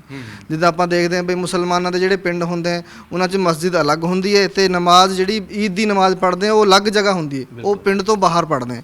ਤੇ ਇੱਦਾਂ ਹੀ ਇਹ ਪਿੰਡ ਤੋਂ ਬਾਹਰ ਜਗ੍ਹਾ ਸੀ ਨਵਾਜ਼ ਘਾਟ।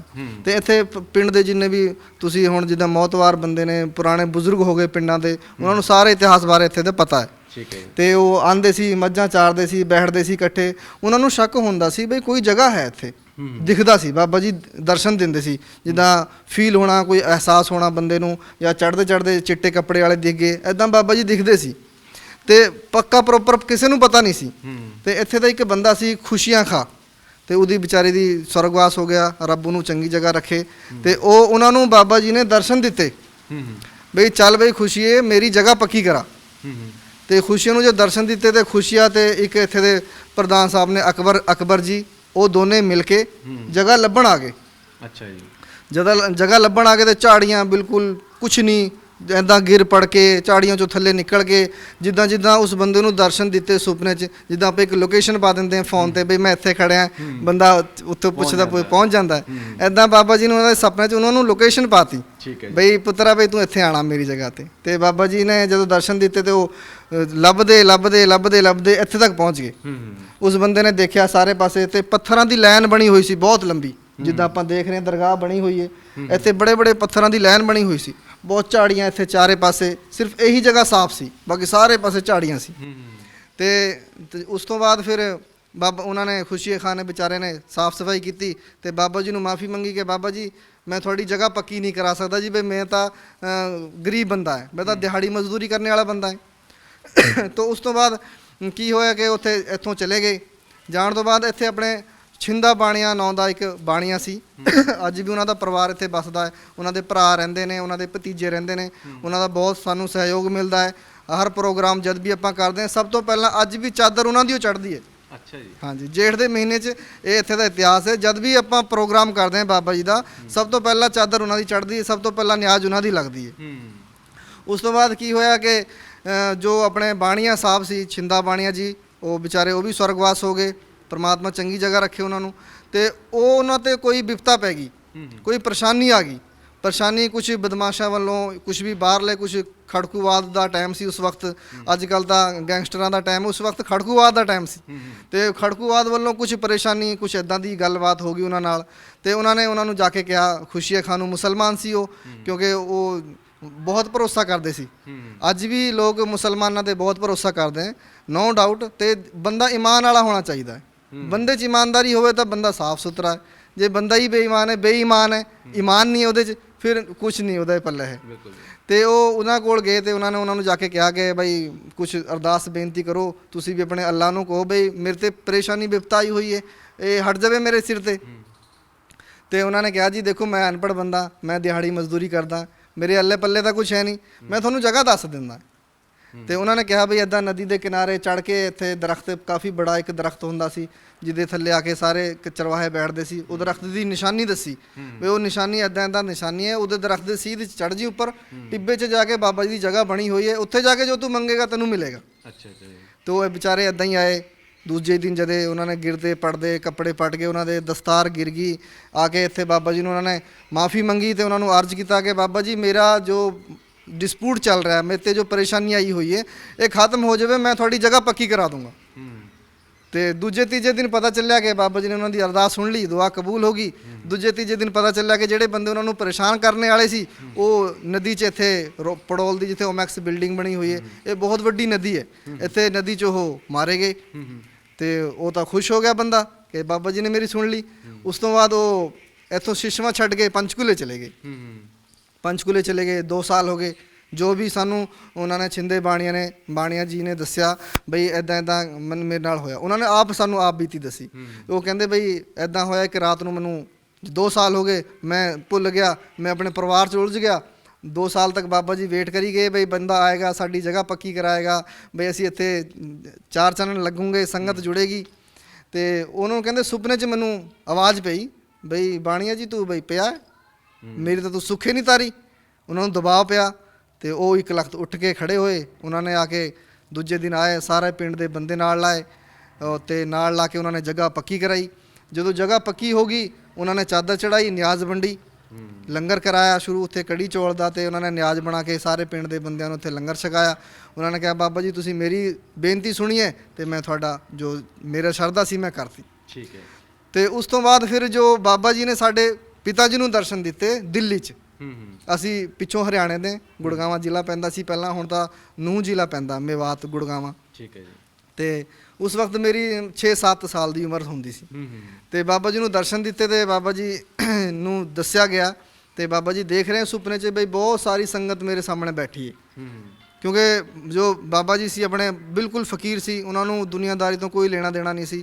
ਤੇ ਆਪਣੇ ਪਿੱਛੋਂ ਵੀ ਪ੍ਰਾਪਰਟੀ ਛੱਡਤੀ ਸੀ ਉਹਨਾਂ ਨੇ ਭਰਾਵਾਂ ਵਾਸਤੇ, ਕਿਉਂਕਿ ਉਹਨਾਂ ਨੇ ਇਤਰਾਜ਼ ਕੀਤਾ ਸੀ ਬਈ ਤੁਸੀਂ ਇੱਥੇ ਜੰਗਲ 'ਚ ਕਿਉਂ ਆ ਕੇ ਬੈਠੇ ਹੋ। ਬਈ ਨੋ ਡਾਊਟ ਦਿੱਲੀ 'ਚ ਤਾਂ ਸਭ ਕੁਝ ਹੈ, ਬੰਦਾ ਮਜ਼ਦੂਰੀ ਕਰ ਲਵੇ ਤਾਂ ਵੀ ਸਭ ਕੁਝ ਹੈ। ਬਈ ਤੁਸੀਂ ਇੰਨੀ ਉਮਰ ਹੋ ਗਈ, ਇੰਨੇ ਨਿਆਣੇ ਹੋ ਗਏ, ਇੰਨੇ ਬੱਚੇ ਹੋ ਗਏ, ਤੁਸੀਂ ਹੁਣ ਇੱਥੇ ਕਿਉਂ ਆਏ ਹੋ? ਕਿਉਂਕਿ ਹੁਕਮ ਹੀ ਹੁਣ ਮਿਲਿਆ। ਮੈਂ ਇੱਕ ਕਹਿ ਰਿਹਾ ਸੀ ਕਿ ਬਈ ਪ੍ਰਮਾਤਮਾ ਜਾਂ ਤਾਂ ਜਿੱਦਾਂ ਗੁਰੂ ਹਰਕ੍ਰਿਸ਼ਨ ਜੀ ਸੀ, ਛੋਟੀ ਜਿਹੀ ਉਮਰ 'ਚ ਪ੍ਰਮਾਤਮਾ ਨੇ ਗੁਰੂ ਬਣਾਤਾ। ਤੇ ਉਹ ਤਾਂ ਮਤਲਬ ਉਹਨਾਂ ਦੀ ਮਰਜ਼ੀ ਹੈ ਪ੍ਰਮਾਤਮਾ ਦੀ, ਬਈ ਛੋਟੀ ਉਮਰ 'ਚ ਉਹਨੂੰ ਆਪਣਾ ਬਣਾ ਲੈਣ ਜਾਂ ਅੱਧੀ ਉਮਰ 'ਚ ਜਾ ਕੇ ਬਣਾਉਣ ਜਾਂ 50 ਸਾਲ ਦੀ ਉਮਰ 'ਚ ਜਾ ਕੇ ਬਣਾਉਣ। ਉਹਨਾਂ ਦੀ ਕਿਰਪਾ ਕਦੋਂ ਰਹਿਮਤ ਕਰਨੀ ਉਹ ਤਾਂ ਉਹੀ ਜਾਣਦਾ ਹੈ, ਹੁਕਮ ਹੀ ਆਉਂਦਾ ਉਹਨਾਂ ਦਾ ਹੁਕਮ ਹੁੰਦਾ ਹੈ। ਸੋ ਗੱਲ ਕਰੀਏ ਆਪਾਂ ਸਿਸਵਾਂ ਦੀ, ਤੇ ਇੱਥੇ ਮੁਸਲਿਮ ਭਾਈਚਾਰੇ ਦੀ ਕਿੰਨੀ ਕੁ ਵਸੋਂ ਪਹਿਲਾਂ ਹੁੰਦੀ ਸੀ ਤੇ ਹੁਣ ਕਿੰਨੀ ਕੁ ਹੈਗੀ ਹੈ?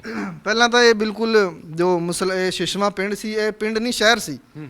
ਤੇ ਸੁਣਨੇ 'ਚ ਆਉਂਦਾ ਕਿ ਬਈ ਇੱਥੇ ਇਤਿਹਾਸ ਦੱਸਦੇ 101 ਖੂਹ ਸੀ, ਇੱਥੇ ਬਹੁਤ ਸਾਰੀ ਮਸਜਿਦਾਂ ਸੀ, ਇਹ ਪੂਰਾ ਮੁਸਲਮਾਨਾਂ ਦਾ ਗੜ੍ਹ ਸੀ।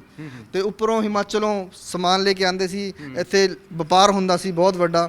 ਤੇ ਸਨ 1947 'ਚ ਬਹੁਤ ਜ਼ਿਆਦਾ ਮਾਰਕਾਟ ਹੋਈ ਹੈ। ਤੇ ਆਪਾਂ ਦੇਖ ਰਹੇ ਸਾਡੇ ਥੱਲੇ ਨਦੀ ਹੈ, ਤੇ ਇਹ ਨਦੀ ਮਤਲਬ ਕਹਿੰਦੇ 7 ਦਿਨ ਤੱਕ ਖੂਨ ਦੀ ਭਰ ਕੇ ਚੱਲੀ ਸੀ।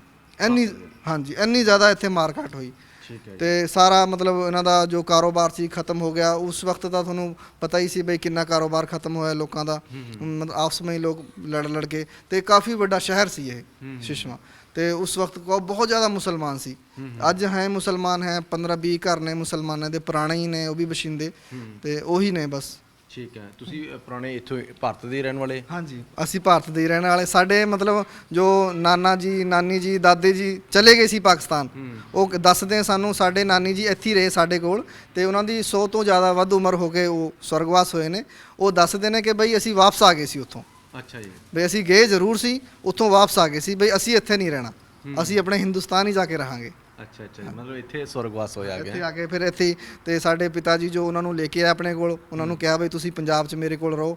ਇੱਥੇ ਆ ਕੇ ਰਹੇ ਉਹਨਾਂ ਨੇ। ਸਾਨੂੰ ਬਹੁਤ ਉੱਥੇ ਜੋ ਵੰਡ ਹੋਈ ਸੀ ਉੱਥੇ ਦੀਆਂ ਬਹੁਤ ਗੱਲਾਂ ਸਾਨੂੰ ਦੱਸਦੇ ਸੀ ਬਈ ਅਸੀਂ ਰੇਲ 'ਚ ਗਏ, ਫਿਰ ਉੱਥੇ ਜਾ ਕੇ ਇੱਕ ਬਹੁਤ ਬੜਾ ਖੂਹ ਸੀ, ਉਹਦੇ ਕੋਲ ਅਸੀਂ ਇੱਦਾਂ ਪਏ ਰਹੇ, ਮਾਰ ਕਾਟ ਹੋਈ, ਬਹੁਤ ਜ਼ਿਆਦਾ ਨੁਕਸਾਨ ਹੋਇਆ।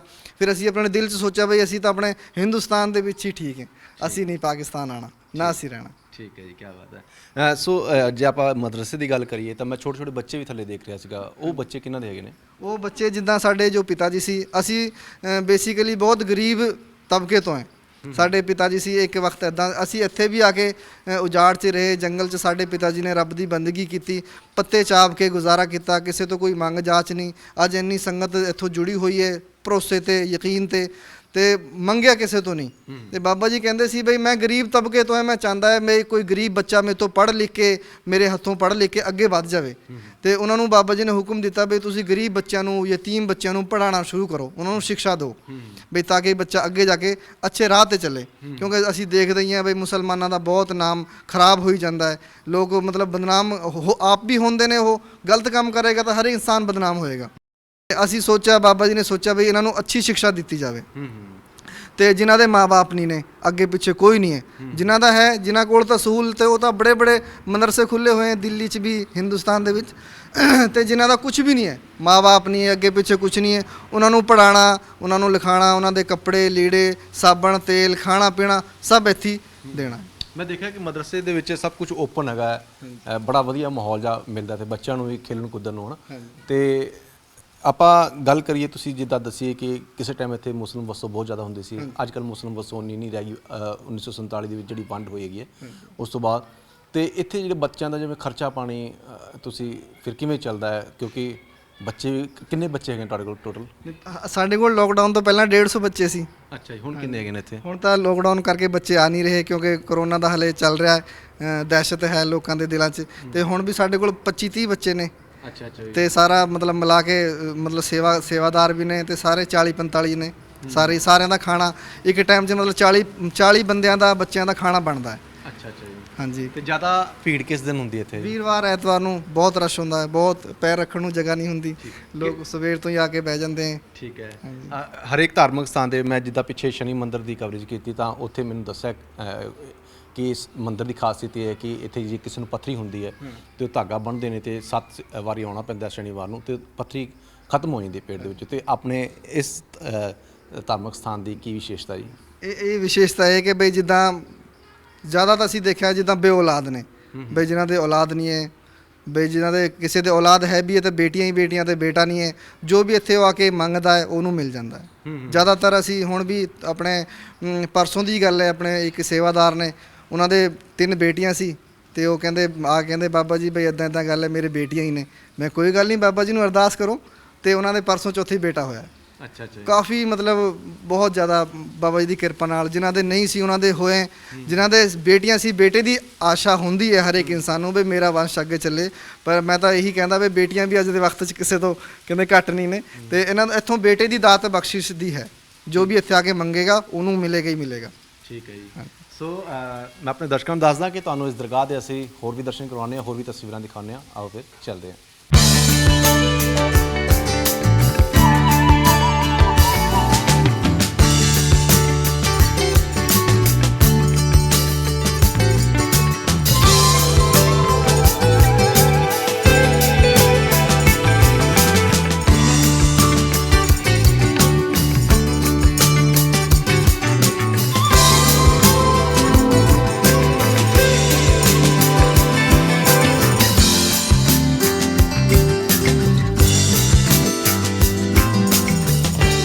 ਸੋ ਬਾਬਾ ਜੀ ਮੈਂ ਦੇਖ ਰਿਹਾ ਇੱਥੇ ਲਿਖਿਆ ਹੈ ਕਮਰਿਆਂ ਦੇ ਬਾਹਰ ਮਹਿਮਾਨਖਾਨਾ, ਉੱਥੇ ਬੱਚਿਆਂ ਦੀ ਆਰਾਮਗਾਹ ਤੇ ਮੁਸਾਫਿਰ ਘਰ, ਇਹ ਕਿੰਨਾ ਵਾਸਤੇ? ਇਹ ਮਤਲਬ ਜਿੱਦਾਂ ਆਪਣੇ ਕੋਲ ਰਾਤ ਬਰਾਤ ਨੂੰ ਸੰਗਤ ਜਾਂ ਕੋਈ ਰਾਹਗੀਰ ਚੱਲਦਾ ਮੁਸਾਫਿਰ ਆ ਜਾਂਦਾ ਹੈ, ਉਹਦੇ ਰਹਿਣ ਵਾਸਤੇ ਅਸੀਂ ਜਗ੍ਹਾ ਬਣਾਈ ਹੋਈ ਹੈ, ਆਰਾਮ ਵਾਸਤੇ ਜਗ੍ਹਾ, ਲੰਗਰ ਵੀ ਮਿਲੇ ਤੇ ਆਰਾਮ ਨਾਲ ਇੱਥੇ ਆਪਣਾ ਰਾਤ ਬਤੀਤ ਕਰਕੇ ਜਾ ਸਕਦਾ ਹੈ। ਠੀਕ ਹੈ। ਤੇ ਇਸ ਕਰਕੇ ਅਸੀਂ ਇਹ ਕਮਰੇ ਹਨ ਬੱਚਿਆਂ ਵਾਸਤੇ ਅਲੱਗ ਬਣਾਇਆ ਹੋਇਆ ਹੈ, ਮੁਸਾਫਿਰ ਖਾਣਾ ਅਲੱਗ ਬਣਾਇਆ ਹੋਇਆ ਹੈ ਕਿ ਮਹਿਮਾਨ ਕੋਈ ਜਿੱਦਾਂ ਤੁਸੀਂ ਮਹਿਮਾਨ ਆ ਗਏ ਆਪਣੇ ਇੱਥੇ ਮਹਿਮਾਨਾਂ ਵਾਸਤੇ ਅਲੱਗ ਬਣਾਇਆ ਹੋਇਆ। ਅੱਛਾ, ਰਾਤ ਨੂੰ ਜੇ ਕੋਈ ਠਹਿਰਨਾ ਚਾਹੇ ਤੇ ਇੱਥੇ ਠਹਿਰਨ ਦਾ ਪ੍ਰਬੰਧ ਹੈ, ਖਾਣ ਪੀਣ ਦਾ ਵੀ ਹੋ ਜਾਂਦਾ ਪ੍ਰਬੰਧ ਉਹਨਾਂ ਦਾ? ਬਿਲਕੁਲ, ਲੰਗਰ ਹੈ, ਹੁਣ ਵੀ ਲੰਗਰ ਹੈ, ਲੰਗਰ ਚੱਲਦਾ, ਜਿੱਦਾਂ ਵੀਰਵਾਰ ਐਤਵਾਰ ਨੂੰ ਤਾਂ ਖੁੱਲ੍ਹਾ ਲੰਗਰ ਚੱਲਦਾ ਹੈ ਤੇ ਬੱਚਿਆਂ ਵਾਸਤੇ ਰੋਜ਼ ਤਾਂ ਲੰਗਰ ਬਣਦਾ ਹੀ ਹੈ। ਜੋ ਵੀ ਆਪਣੇ ਕੋਲ ਆਉਂਦੇ ਨੇ ਉਹਨਾਂ ਵਾਸਤੇ ਆਪਾਂ ਲੰਗਰ ਤਿਆਰ ਕਰਦੇ ਹਾਂ। ਠੀਕ ਹੈ ਜੀ।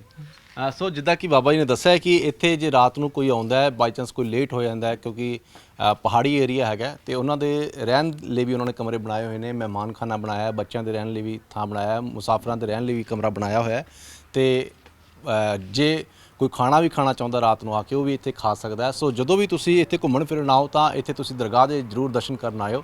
ਹੁਣ ਤੁਹਾਨੂੰ ਸਿਸਮਾਂ ਦੀਆਂ ਹੋਰ ਥਾਵਾਂ ਦਿਖਾਉਂਦੇ ਹਾਂ, ਆਓ ਚੱਲਦੇ ਹਾਂ।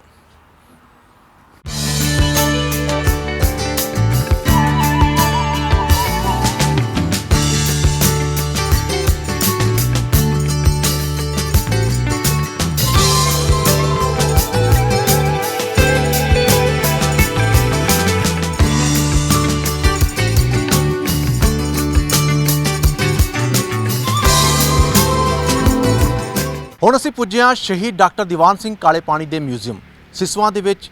ਇਹ ਮਿਊਜ਼ੀਅਮ ਹੈ, ਪੰਜਾਬ ਜ਼ਿਲ੍ਹਾ ਮੋਹਾਲੀ ਦਾ ਏਰੀਆ ਪੈਂਦਾ ਹੈ। ਡਾਕਟਰ ਦੀਵਾਨ ਸਿੰਘ ਕਾਲੇ ਪਾਣੀ ਹੋਰਾਂ ਨੂੰ ਅੰਡੇਮਾਨ ਦੀ ਜੇਲ੍ਹ ਦੇ ਵਿੱਚ ਸ਼ਹੀਦ ਕਰ ਦਿੱਤਾ ਗਿਆ ਸੀ। ਉਹਨਾਂ ਦਾ ਜਨਮ 22 ਮਈ 1897 ਈਸਵੀ ਨੂੰ ਹੋਇਆ ਸੀ। ਉਹਨਾਂ ਦੇ ਇਤਿਹਾਸ ਨਾਲ ਬਹੁਤ ਸਾਰੀਆਂ ਗੱਲਾਂ ਜੁੜੀਆਂ ਹੋਈਆਂ ਨੇ, ਖਾਸ ਤੌਰ ਤੇ ਉਹਨਾਂ ਦਾ ਨਾਮ ਸਾਹਿਤਕਾਰਾਂ ਦੇ ਵਿੱਚ ਵੀ ਆਉਂਦਾ ਹੈ।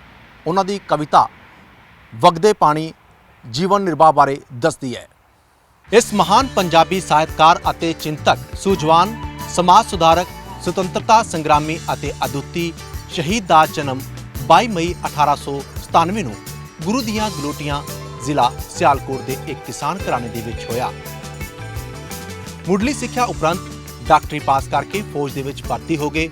ਗੁਰਮਤਿ ਤੋਂ ਪ੍ਰਭਾਵਿਤ ਸਾਦੇ ਪੇਂਡੂ ਜੀਵਨ ਦੇ ਵਿੱਚੋਂ ਉਹਨਾਂ ਸੱਚਾਈ ਤੇ ਸੇਵਾ ਦੇ ਗੁਣ ਗ੍ਰਹਿਣ ਕੀਤੇ ਜੋ ਉਹਨਾਂ ਦੇ ਜੀਵਨ ਦਾ ਧੁਰਾ ਸਨ। ਮਹਾਤਮਾ ਗਾਂਧੀ ਦੇ ਵਿਚਾਰਾਂ ਦੇ ਅਸਰ ਹੇਠਾਂ ਸੁਤੰਤਰਤਾ ਸੰਗਰਾਮ ਵੱਲ ਚੁੱਕੇ ਇੱਕ ਪਬਲਿਕ ਜਲਸੇ ਦੇ ਵਿੱਚ ਭਾਸ਼ਣ ਦੇ ਦੋਸ਼ ਦੇ ਵਿੱਚ ਗ੍ਰਿਫਤਾਰ ਹੋਏ। ਮੁਕੱਦਮਾ ਚੱਲਿਆ, ਬਰੀ ਹੋਏ, ਪਰ 1927 ਦੇ ਵਿੱਚ ਤਬਦੀਲੀ ਅੰਡੇਮਾਨ ਟਾਪੂਆਂ ਦੀ ਹੋ ਗਈ। ਉਹ ਹਮੇਸ਼ਾ ਲਈ ਉੱਥੋਂ ਦੇ ਹੋ ਗਏ ਤੇ ਉੱਥੋਂ ਦੀ ਕੈਦੀ ਵਸੋਂ ਲਈ ਇੱਕ ਮਸੀਹਾ ਬਣ ਗਏ। ਅੰਡੇਮਾਨ ਦੇ ਵਿੱਚ ਗੁਰਦੁਆਰਾ ਸਥਾਪਿਤ ਕੀਤਾ ਜੋ ਸਮਾਜਿਕ ਭਲਾਈ ਦੇ ਕਾਰਜਾਂ ਦਾ ਕੇਂਦਰ ਬਣ ਗਿਆ। ਇੱਥੋਂ ਉਹ ਸੱਚੇ ਧਰਮ, ਮਾਨਵ ਪਿਆਰ ਤੇ ਦੇਸ਼ ਭਗਤੀ ਦਾ ਸੰਦੇਸ਼ ਲੋਕਾਂ ਨੂੰ ਦਿੰਦੇ ਬੱਚਿਆਂ ਲਈ ਭਾਰਤੀ ਭਾਸ਼ਾਵਾਂ ਦੇ ਸਕੂਲ ਖੋਲ੍ਹੇ, ਬਾਲਕ ਸਿੱਖਿਆ ਅਤੇ ਲਾਇਬ੍ਰੇਰੀਆਂ ਰਾਹੀਂ ਪੁਸਤਕ ਸੱਭਿਆਚਾਰ ਦੇ ਖੇਤਰ ਦੇ ਵਿੱਚ ਮਹਾਨ ਕੰਮ ਕੀਤਾ। 1938 ਦੇ ਵਿੱਚ ਉਹਨਾਂ ਦੀ ਪੁਸਤਕ ਵਗਦੇ ਪਾਣੀ ਪ੍ਰਕਾਸ਼ਿਤ ਹੋਈ ਅਤੇ ਹੋਰ ਰਚਨਾਵਾਂ, 2 ਕਾਵਿ ਅਤੇ 2 ਵਾਰਤਕ ਸੰਗ੍ਰਹਿ ਸ਼ਹਾਦਤ ਉਪਰੰਤ ਛਪੇ। ਦੂਜੀ ਮਹਾਨ ਜੰਗ ਦੌਰਾਨ ਅੰਡੇਮਾਨ ਦੇ ਜਾਪਾਨੀ ਕਬਜ਼ੇ ਸਮੇਂ ਭਾਰਤੀ ਸੁਤੰਤਰਤਾ ਲੀਗ ਤੇ ਆਜ਼ਾਦ ਹਿੰਦ ਫੌਜ ਕਾਇਮ ਕੀਤੀਆਂ। ਜਾਪਾਨੀ ਹੁਕਮਰਾਨਾਂ ਦੇ ਵੱਲੋਂ ਲੋਕਾਂ ਉੱਤੇ ਹੋ ਰਹੇ ਜ਼ੁਲਮਾਂ ਦੇ ਵਿਰੁੱਧ ਆਵਾਜ਼ ਉਠਾਈ। ਹਕੂਮਤ ਨੇ ਉਹਨਾਂ ਨੂੰ ਕੈਦ ਕਰਕੇ ਸੈਲੂਲਰ ਜੇਲ੍ਹ ਦੇ ਵਿੱਚ 3 ਮਹੀਨੇ ਬੰਦ ਕੱਟ ਕੇ ਅੰਗ ਨੋਚ ਕੇ ਤਸੀਹੇ ਦਿੱਤੇ। ਉਹਨਾਂ ਇਹ ਤਸੀਹੇ ਪੁਰਾਤਨ ਸਿੱਖ ਸ਼ਹੀਦਾਂ ਵਾਂਗ ਪਾਣਾ ਮੰਨਦੇ ਹੋਏ ਸਹਿਣ ਕੀਤੇ।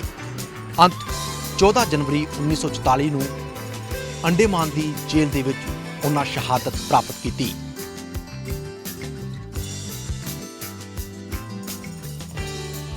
ਮੇਰੇ ਪਿੱਛੇ ਜਿਹੜਾ ਤੁਸੀਂ ਪਿੱਲਰ ਦੇਖ ਰਹੇ ਹੋ, ਇਸ ਪਿੱਲਰ ਦੇ ਉੱਤੇ ਲਿਖਿਆ ਹੈ ਸੱਚ ਦਾ ਬੁਰਜ, ਪਿੱਲਰ ਆਫ ਟਰੁੱਥ। ਦਰਅਸਲ ਇਹ ਪਿੱਲਰ ਸ਼ਹੀਦ ਡਾਕਟਰ ਦੀਵਾਨ ਸਿੰਘ ਕਾਲੇ ਪਾਣੀ ਦੀ ਉਮਰ ਦਾ ਪ੍ਰਤੀਕ ਹੈ, ਕਿਉਂਕਿ 47 ਸਾਲ ਦੀ ਉਮਰ ਦੇ ਵਿੱਚ ਉਹਨਾਂ ਸ਼ਹਾਦਤ ਹਾਸਲ ਕੀਤੀ ਸੀ ਤੇ ਇਸ ਪਿੱਲਰ ਦੀ ਜਿਹੜੀ ਹਾਈਟ ਹੈ ਉਹ ਵੀ 47 ਫੁੱਟ ਦੱਸੀ ਜਾਂਦੀ ਹੈ। ਆਓ ਹੁਣ ਤੁਹਾਨੂੰ ਲੈ ਚੱਲਦੇ ਹਾਂ ਮਿਊਜ਼ੀਅਮ ਦੇ ਅੰਦਰ।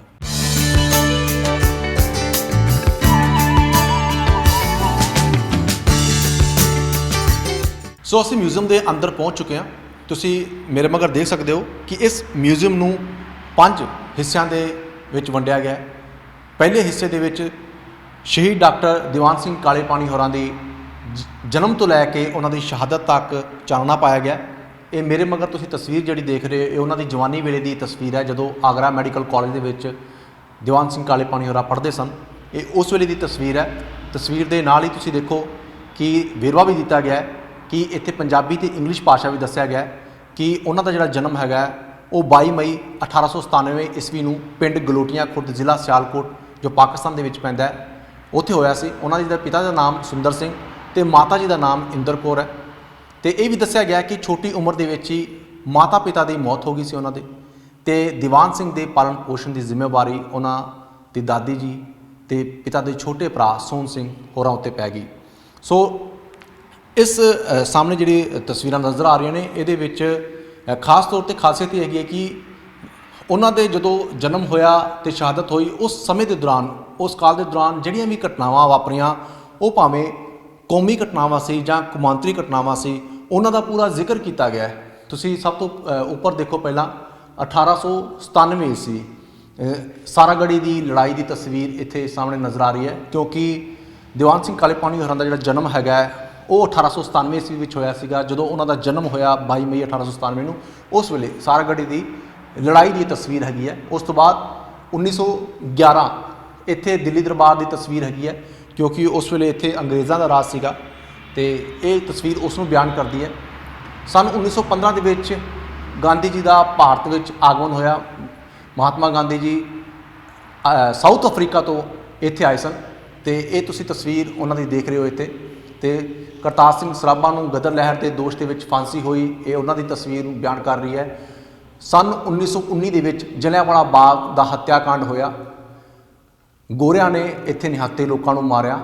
ਜਲਿਆਂਵਾਲਾ ਬਾਗ ਅੰਮ੍ਰਿਤਸਰ ਦੀ ਧਰਤੀ ਦੇ ਵਿੱਚ ਹੈ। ਇਹ ਉਸ ਹੱਤਿਆਕਾਂਡ ਨੂੰ ਬਿਆਨ ਕਰਦੀ ਹੈ। 1920 ਦੇ ਵਿੱਚ ਮਹਾਤਮਾ ਗਾਂਧੀ ਹੋਰਾਂ ਦਾ ਨਾਮ ਮਿਲਵਰਤਨ ਅੰਦੋਲਨ ਸ਼ੁਰੂ ਹੋਇਆ। ਉਸ ਤੋਂ ਬਾਅਦ 1922 ਦੇ ਵਿੱਚ ਗੁਰੂ ਕਾ ਬਾਗ ਦਾ ਮੋਰਚਾ, 1923 ਦੇ ਵਿੱਚ ਜੈਤੋ ਮੋਰਚਾ ਸ਼ੁਰੂ ਹੋਇਆ। ਇਹ ਜੈਤੋ ਮੋਰਚੇ ਦੀ ਤਸਵੀਰ ਹੈਗੀ ਹੈ, ਬਹੁਤ ਉਸ ਵੇਲੇ ਦੀ ਜਿਹੜੀ ਪੁਰਾਣੀ ਤਸਵੀਰ ਬਿਆਨ ਕਰ ਰਹੀ ਹੈਗੀ ਹੈ।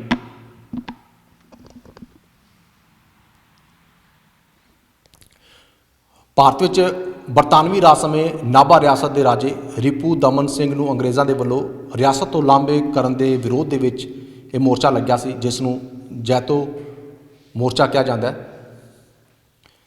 ਇਸ ਮੋਰਚੇ ਨੇ ਭਾਰਤ ਦੀ ਆਜ਼ਾਦੀ ਦੀ ਲਹਿਰ ਦਾ ਮੁੱਢ ਬੰਨ੍ਹ ਦਿੱਤਾ ਸੀ। ਸ਼੍ਰੋਮਣੀ ਗੁਰਦੁਆਰਾ ਪ੍ਰਬੰਧਕ ਕਮੇਟੀ ਵੀ ਇਸੇ ਮੋਰਚੇ ਦੀ ਹੀ ਦੇਣ ਹੈ।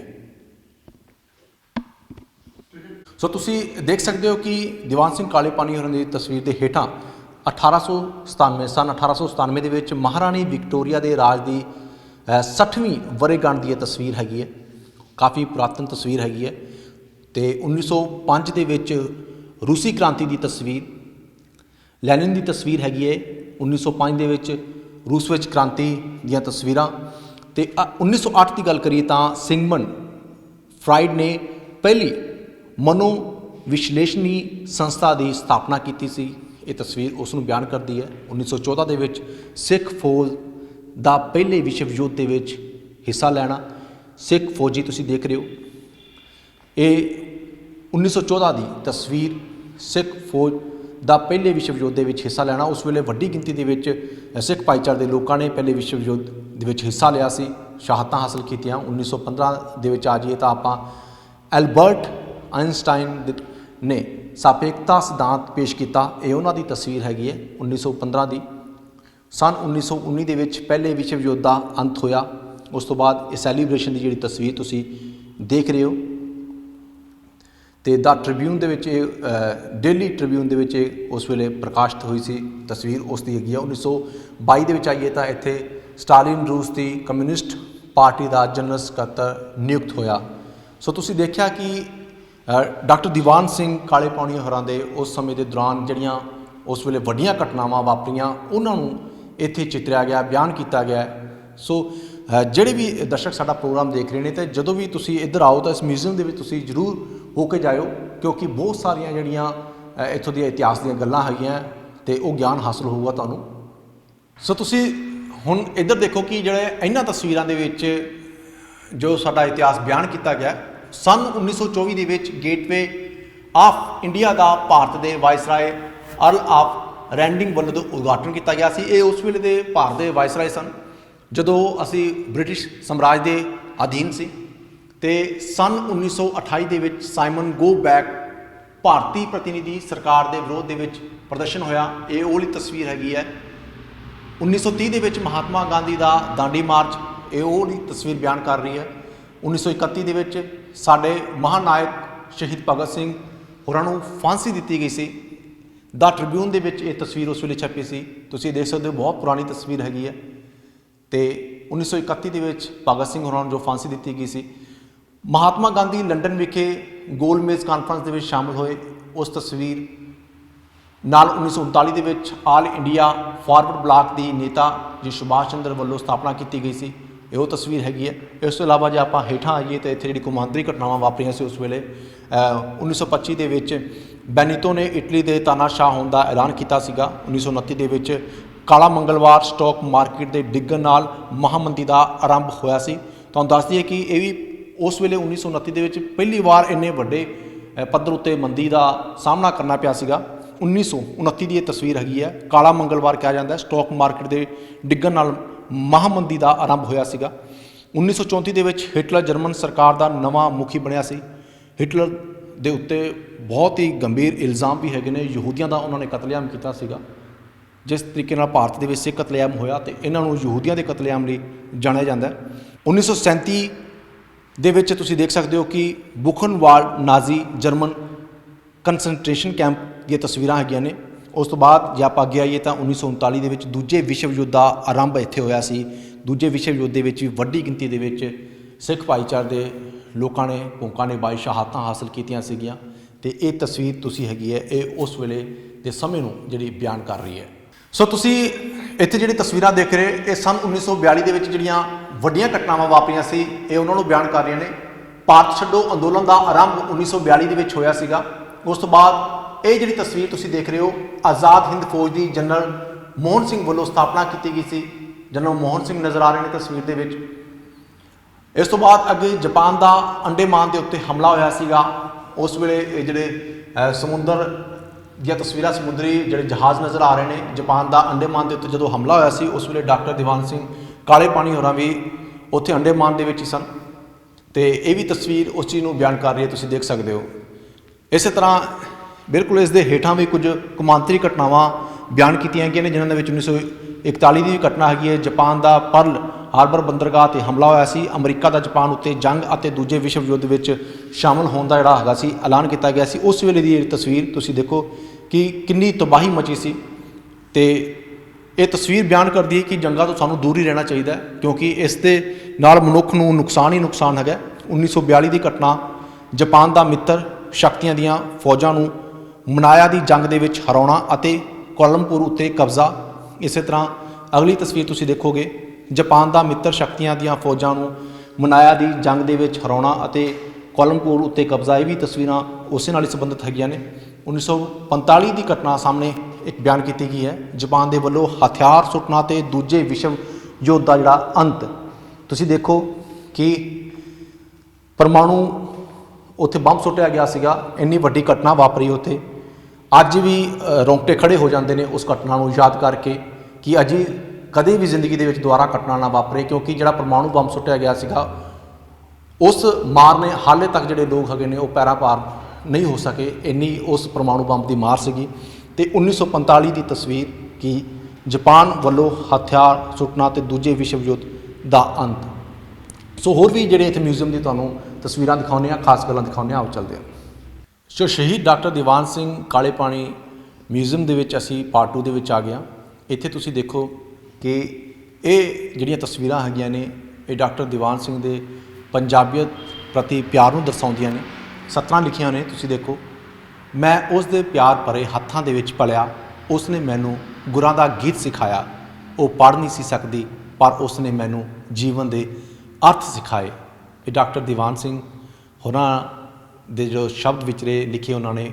ਤੁਸੀਂ ਦੇਖੋ ਕਿ ਇਹ ਜਿਹੜੇ ਸ਼ਬਦ ਹੈਗੇ ਨੇ ਇਹ ਉਹਨਾਂ ਨੇ ਆਪਣੀ ਮਾਤਾ ਜੀ ਨੂੰ ਸਮਰਪਿਤ ਕੀਤੇ ਸਨ, ਕਿਉਂਕਿ ਛੋਟੀ ਉਮਰ ਦੇ ਵਿੱਚ ਹੀ ਉਹਨਾਂ ਦੇ ਮਾਤਾ ਪਿਤਾ ਜੀ ਦੀ ਮੌਤ ਹੋ ਗਈ ਸੀਗੀ। ਤੇ ਇਸ ਕਰਕੇ ਜਿਹੜੇ ਇਹ ਸ਼ਬਦ ਲਿਖੇ ਗਏ ਨੇ ਬਹੁਤ ਕੁਝ ਬਿਆਨ ਕਰਦੇ ਨੇ ਕਿ ਮੈਂ ਉਸ ਦੇ ਪਿਆਰ ਭਰੇ ਹੱਥਾਂ ਦੇ ਵਿੱਚ ਪਲਿਆ, ਮਤਲਬ ਕਿ ਮਾਤਾ ਦੇ ਹੱਥਾਂ ਦੇ ਵਿੱਚ ਉਹਨਾਂ ਨੇ ਪਿਆਰ ਹਾਸਲ ਕੀਤਾ। ਅਗਲੀ ਗੱਲ ਉਹਨਾਂ ਨੇ ਲਿਖਿਆ ਕਿ ਉਸ ਨੇ ਮੈਨੂੰ ਗੁਰਾਂ ਦਾ ਗੀਤ ਸਿਖਾਇਆ, ਜ਼ਿੰਦਗੀ ਜਿਉਣ ਦੇ ਜਿਹੜੇ ਅਸਲ ਢੰਗ ਹੈਗੇ ਨੇ, ਸਾਡੇ ਸਿਧਾਂਤ ਨੇ, ਉਹ ਸਿਖਾਏ ਉਹਨਾਂ ਨੂੰ।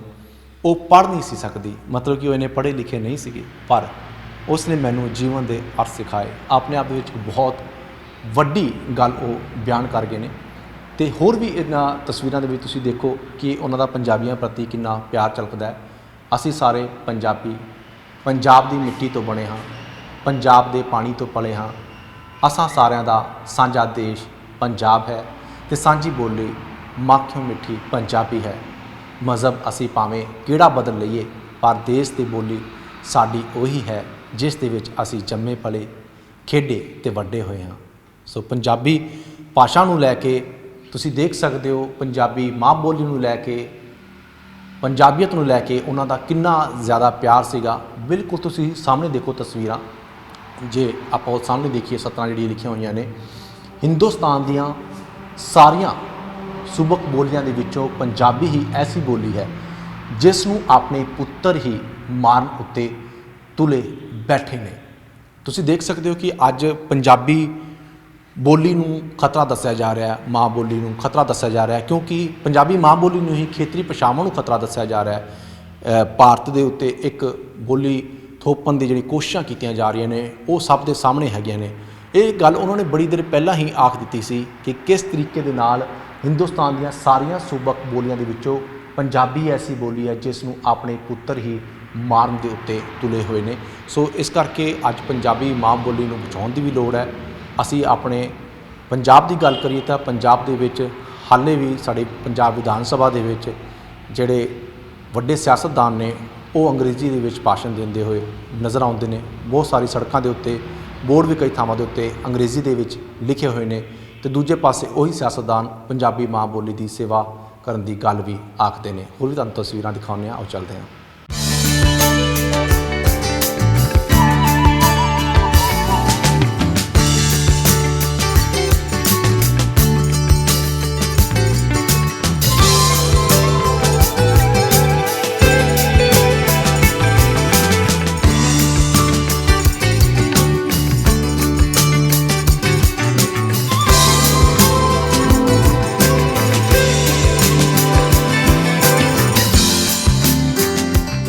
ਸੋ ਮੇਰੇ ਮਗਰ ਤੁਸੀਂ ਦੇਖ ਸਕਦੇ ਹੋ ਕਿ ਇਹ ਤਸਵੀਰਾਂ ਜਿਹੜੀਆਂ ਤੁਹਾਨੂੰ ਨਜ਼ਰ ਆ ਰਹੀਆਂ ਨੇ, ਇਹ ਦੀਵਾਨ ਸਿੰਘ ਕਾਲੇ ਪਾਣੀ ਹੋਰਾਂ ਦੀਆਂ ਜਿਹੜੀਆਂ ਲਿਖਤਾਂ, ਕਿਤਾਬਾਂ ਜਿਹੜੀਆਂ ਪ੍ਰਕਾਸ਼ਿਤ ਹੋਈਆਂ, ਇਹ ਉਹਨਾਂ ਦੀਆਂ ਤਸਵੀਰਾਂ ਨੇ। ਅਤੇ ਇਸ ਹਿੱਸੇ ਦੇ ਵਿੱਚ ਤੁਹਾਨੂੰ ਹੋਰ ਵੀ ਬਹੁਤ ਕੁਝ ਤਸਵੀਰਾਂ ਨਜ਼ਰ ਆਉਣਗੀਆਂ।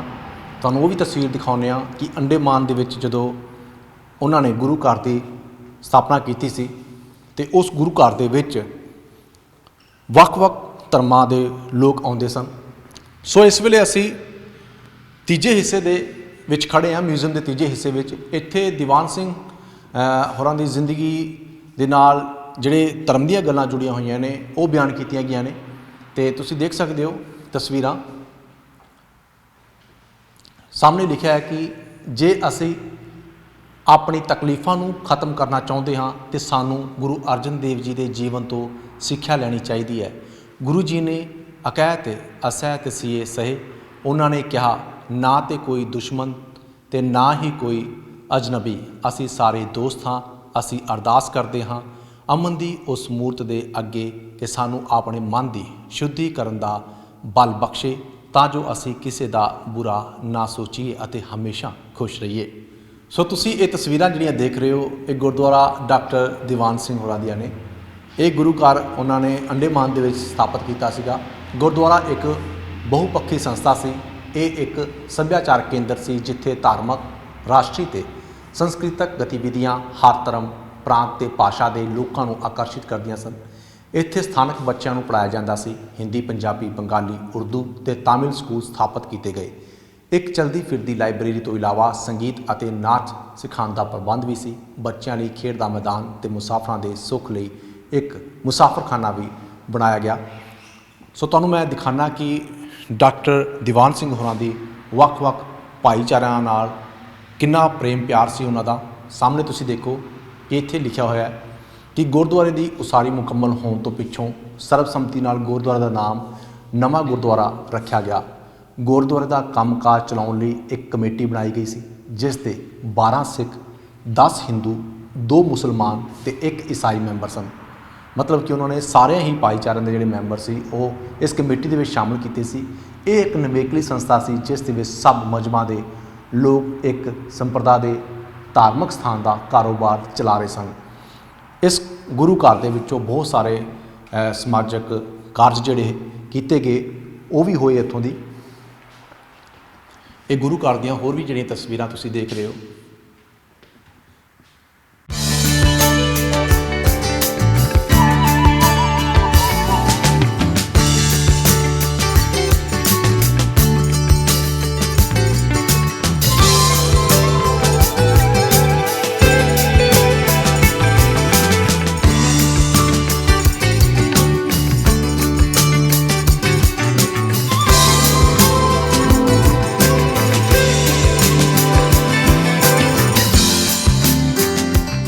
ਸੋ ਇਸ ਗੁਰੂ ਘਰ ਦਾ ਜਿਹੜਾ ਨੀਂਹ ਪੱਥਰ ਸੀਗਾ ਉਹ ਅਗਸਤ 1937 ਦੇ ਵਿੱਚ ਰੱਖਿਆ ਗਿਆ ਸੀ। ਤੁਹਾਨੂੰ ਹੋਰ ਜਿਹੜੀ ਤਸਵੀਰਾਂ ਉਹ ਵੀ ਦਿਖਾਉਂਦੇ ਹਾਂ ਕਿ ਉਹਨਾਂ ਦੀ ਜਿਹੜੀਆਂ ਹੱਥ ਲਿਖਤਾਂ ਹੈਗੀਆਂ ਨੇ ਉਹ ਵੀ ਇੱਥੇ ਤਸਵੀਰਾਂ ਹੈਗੀਆਂ ਨੇ। ਤੁਸੀਂ ਇਹ ਦੇਖ ਸਕਦੇ ਹੋ ਕਿ ਡਾਕਟਰ ਦੀਵਾਨ ਸਿੰਘ ਕਾਲੇ ਪਾਣੀ ਹੋਰਾਂ ਦੀ ਹੱਥ ਲਿਖਤ, ਇਹ ਉਹਨਾਂ ਦੀ ਹੈਂਡ ਰਾਈਟਿੰਗ ਹੈਗੀ ਹੈ, ਤੁਸੀਂ ਦੇਖੋ ਸਾਹਮਣੇ।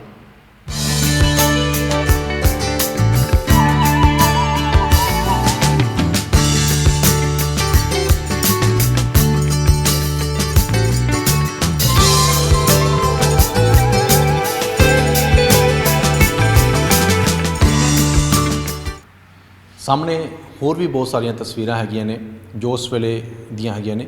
ਯਾਤਰੀ ਨਿਵਾਸ ਘਰ ਹੈਗਾ ਹੈ, ਜਿਹੜੀ ਹੇਠਾਂ ਤਸਵੀਰ ਤੁਸੀਂ ਦੇਖ ਰਹੇ ਹੋ। ਇੱਥੇ ਲਿਖਿਆ ਹੋਇਆ ਹੈ, ਕੱਪੜੇ ਲਾ ਕੇ ਸੰਗਾਂ ਲਾ ਕੇ ਆਓ ਨਾਓ ਰੀਝਾਂ ਲਾਓ, ਟੁੱਬੀਆਂ ਲਾਓ, ਗੋਤੇ ਖਾਓ, ਪਾਣੀ ਦੇ ਗਲ ਪਾ ਗਲਵਕੜੀ, ਭਿੱਜਦੇ ਆਓ ਜਿਉਂਦੇ ਜਾਓ, ਰਲ ਮਿਲ ਜਾਓ ਹਿਲ ਮਿਲ ਜਾਓ, ਮੇਰੇ ਅੰਦਰ ਘੁਲ ਮਿਲ ਜਾਓ, ਮੈਂ ਦਰਿਆ ਹਾਂ ਪ੍ਰੀਤਾਂ ਦਾ, ਸ਼ਉ ਸਾਗਰ ਹਾਂ ਪਿਆਰਾਂ ਦਾ। ਸੋ ਅਸੀਂ ਮਿਊਜ਼ੀਅਮ ਦੇ ਚੌਥੇ ਹਿੱਸੇ ਵਿੱਚ ਖੜ੍ਹੇ ਹਾਂ। ਦੀਵਾਨ ਸਿੰਘ ਦਾ ਮਾਨਵਤਾਵਾਦ ਇਸ ਨੂੰ ਨਾਮ ਦਿੱਤਾ ਗਿਆ। ਇੱਥੇ ਉਹਨਾਂ ਦੀ ਵਿਚਾਰਧਾਰਾ ਦੇ ਵਿੱਚ ਮਾਨਵਤਾਵਾਦ ਕੀ ਸੀ, ਉਹ ਮਨੁੱਖਤਾ ਨੂੰ ਕਿਵੇਂ ਦੇਖਦੇ ਸੀ, ਉਹ ਵਿਚਰਿਆ ਗਿਆ। ਸੋ ਤੁਸੀਂ ਦੇਖ ਸਕਦੇ ਹੋ ਕਿ ਪਿਛਲੀਆਂ ਮੇਰੇ ਤਸਵੀਰਾਂ, ਸੋ ਜਿਹੜੀਆਂ ਸਾਹਮਣੇ ਤੁਸੀਂ ਤਸਵੀਰਾਂ ਦੇਖ ਰਹੇ ਹੋ, ਇੱਕ ਬਹੁਤ ਹੀ ਵੱਡੀ ਘਟਨਾ ਨੂੰ ਬਿਆਨ ਕਰਦੀਆਂ ਨੇ। ਇਹਦੇ ਵਿੱਚ ਇਹ ਦਰਸਾਇਆ ਗਿਆ ਕਿ ਇੱਕ ਦਿਨ ਦੀਵਾਨ ਸਿੰਘ ਕੋਲ ਇੱਕ ਫੌਜੀ ਜਵਾਨ ਇਲਾਜ ਦੇ ਲਈ ਆਇਆ। ਉਹ ਗੁਪਤ ਰੋਗ ਦਾ ਸ਼ਿਕਾਰ ਸੀ ਅਤੇ ਇਹ ਬਿਮਾਰੀ ਸਮਾਜਿਕ ਤੌਰ ਦੇ ਉੱਤੇ ਘ੍ਰਿਣਿਤ ਸਮਝੀ ਜਾਂਦੀ ਸੀ ਅਤੇ ਨਾਲ ਹੀ ਇਲਾਜ ਵੀ ਬੜਾ ਮੁਸ਼ਕਲ ਅਤੇ ਲੰਮੇ ਅਰਸੇ ਵਾਲਾ ਸੀ। ਅਜੇ ਜਵਾਨ ਨੂੰ ਫੌਜ ਦੇ ਵਿੱਚੋਂ ਇੱਕਦਮ ਕੱਢਿਆ ਜਾ ਸਕਦਾ ਸੀ, ਇਸ ਲਈ ਪ੍ਰਾਈਵੇਟ ਫੀਸ ਦੇ ਕੇ ਇਲਾਜ ਕਰਵਾਉਣ ਤੋਂ ਸਿਵਾ ਉਸ ਕੋਲ ਹੋਰ ਕੋਈ ਚਾਰਾ ਨਹੀਂ ਸੀ। ਉਹ ਜਵਾਨ ਹਰ ਦੂਜੇ ਦਿਨ ਡਾਕਟਰ ਪਾਸ ਆਉਂਦਾ, ਫੀਸ ਭਰਦਾ ਤੇ ਦਵਾਈ ਲੈ ਕੇ ਤੁਰ ਜਾਂਦਾ। ਇੱਕ ਦਿਨ ਉਸ ਨੂੰ ਟੀਕਾ ਲਾਉਣ ਤੋਂ ਪਹਿਲਾਂ ਦੀਵਾਨ ਸਿੰਘ ਨੇ ਆਪਣੀ ਸੋਨੇ ਦੀ ਅੰਗੂਠੀ ਲਾ ਕੇ ਵਾਸ਼ ਬੇਸਿਨ ਦੇ ਲਾਗਲੇ ਵਧਾ ਉੱਤੇ ਰੱਖ ਦਿੱਤੀ। ਹੱਥ ਧੋ ਕੇ ਫੌਜੀ ਜਵਾਨ ਨੂੰ ਟੀਕਾ ਲਾਇਆ, ਉਸ ਨੇ ਫੀਸ ਦਿੱਤੀ ਤੇ ਤੁਰ ਗਿਆ। ਉਸ ਦੇ ਜਾਣ ਬਾਅਦ ਦੀਵਾਨ ਸਿੰਘ ਦੀ ਮੁੰਦਰੀ ਗੁੰਮ ਸੀ, ਬਹੁਤ ਪਾਲ ਕਰਨ ਉੱਤੇ ਵੀ ਨਾ ਮਿਲੀ। ਇਹ ਸਪਸ਼ਟ ਸੀ ਕਿ ਮੁੰਦਰੀ ਸਿਪਾਹੀ ਨੇ ਚੁਰਾਈ ਸੀ। ਉਸ ਨੇ ਫੈਸਲਾ ਕੀਤਾ ਕਿ ਉਹ ਉਸ ਸਿਪਾਹੀ ਦੀ ਰਿਪੋਰਟ ਨਹੀਂ ਕਰੇਗਾ। ਦੀਵਾਨ ਸਿੰਘ ਨੇ ਫੈਸਲਾ ਕਰ ਲਿਆ ਕਿ ਭਵਿੱਖ ਦੇ ਵਿੱਚ ਕਿਸੇ ਤੋਂ ਵੀ ਪ੍ਰਾਈਵੇਟ ਫੀਸ ਨਹੀਂ ਲਵੇਗਾ। ਉਸ ਦੀ ਪਤਨੀ ਅਤੇ ਦੋਸਤਾਂ ਮਿੱਤਰਾਂ ਨੇ ਬਹੁਤ ਸਮਝਾਇਆ, ਪਰ ਉਸ ਦਾ ਫੈਸਲਾ ਅਟਲ ਸੀ। ਸੋ ਇਹ ਤਸਵੀਰਾਂ ਤੁਸੀਂ ਦੇਖੋ ਕਿ ਇਹ ਤਸਵੀਰਾਂ ਇਸ ਘਟਨਾ ਨੂੰ ਬਿਆਨ ਕਰਦੀਆਂ ਨੇ। ਇੱਥੇ ਡਾਕਟਰ ਦੀਵਾਨ ਸਿੰਘ ਹੋਰਾਂ ਦੀ ਇਹ ਤਸਵੀਰ ਬਣਾਈ ਗਈ ਹੈ, ਫੌਜੀ ਦੀ ਤਸਵੀਰ ਬਣਾਈ ਗਈ ਹੈ ਜੋ ਉਸ ਵੇਲੇ ਉਹਨਾਂ ਕੋਲ ਆਇਆ ਸੀਗਾ।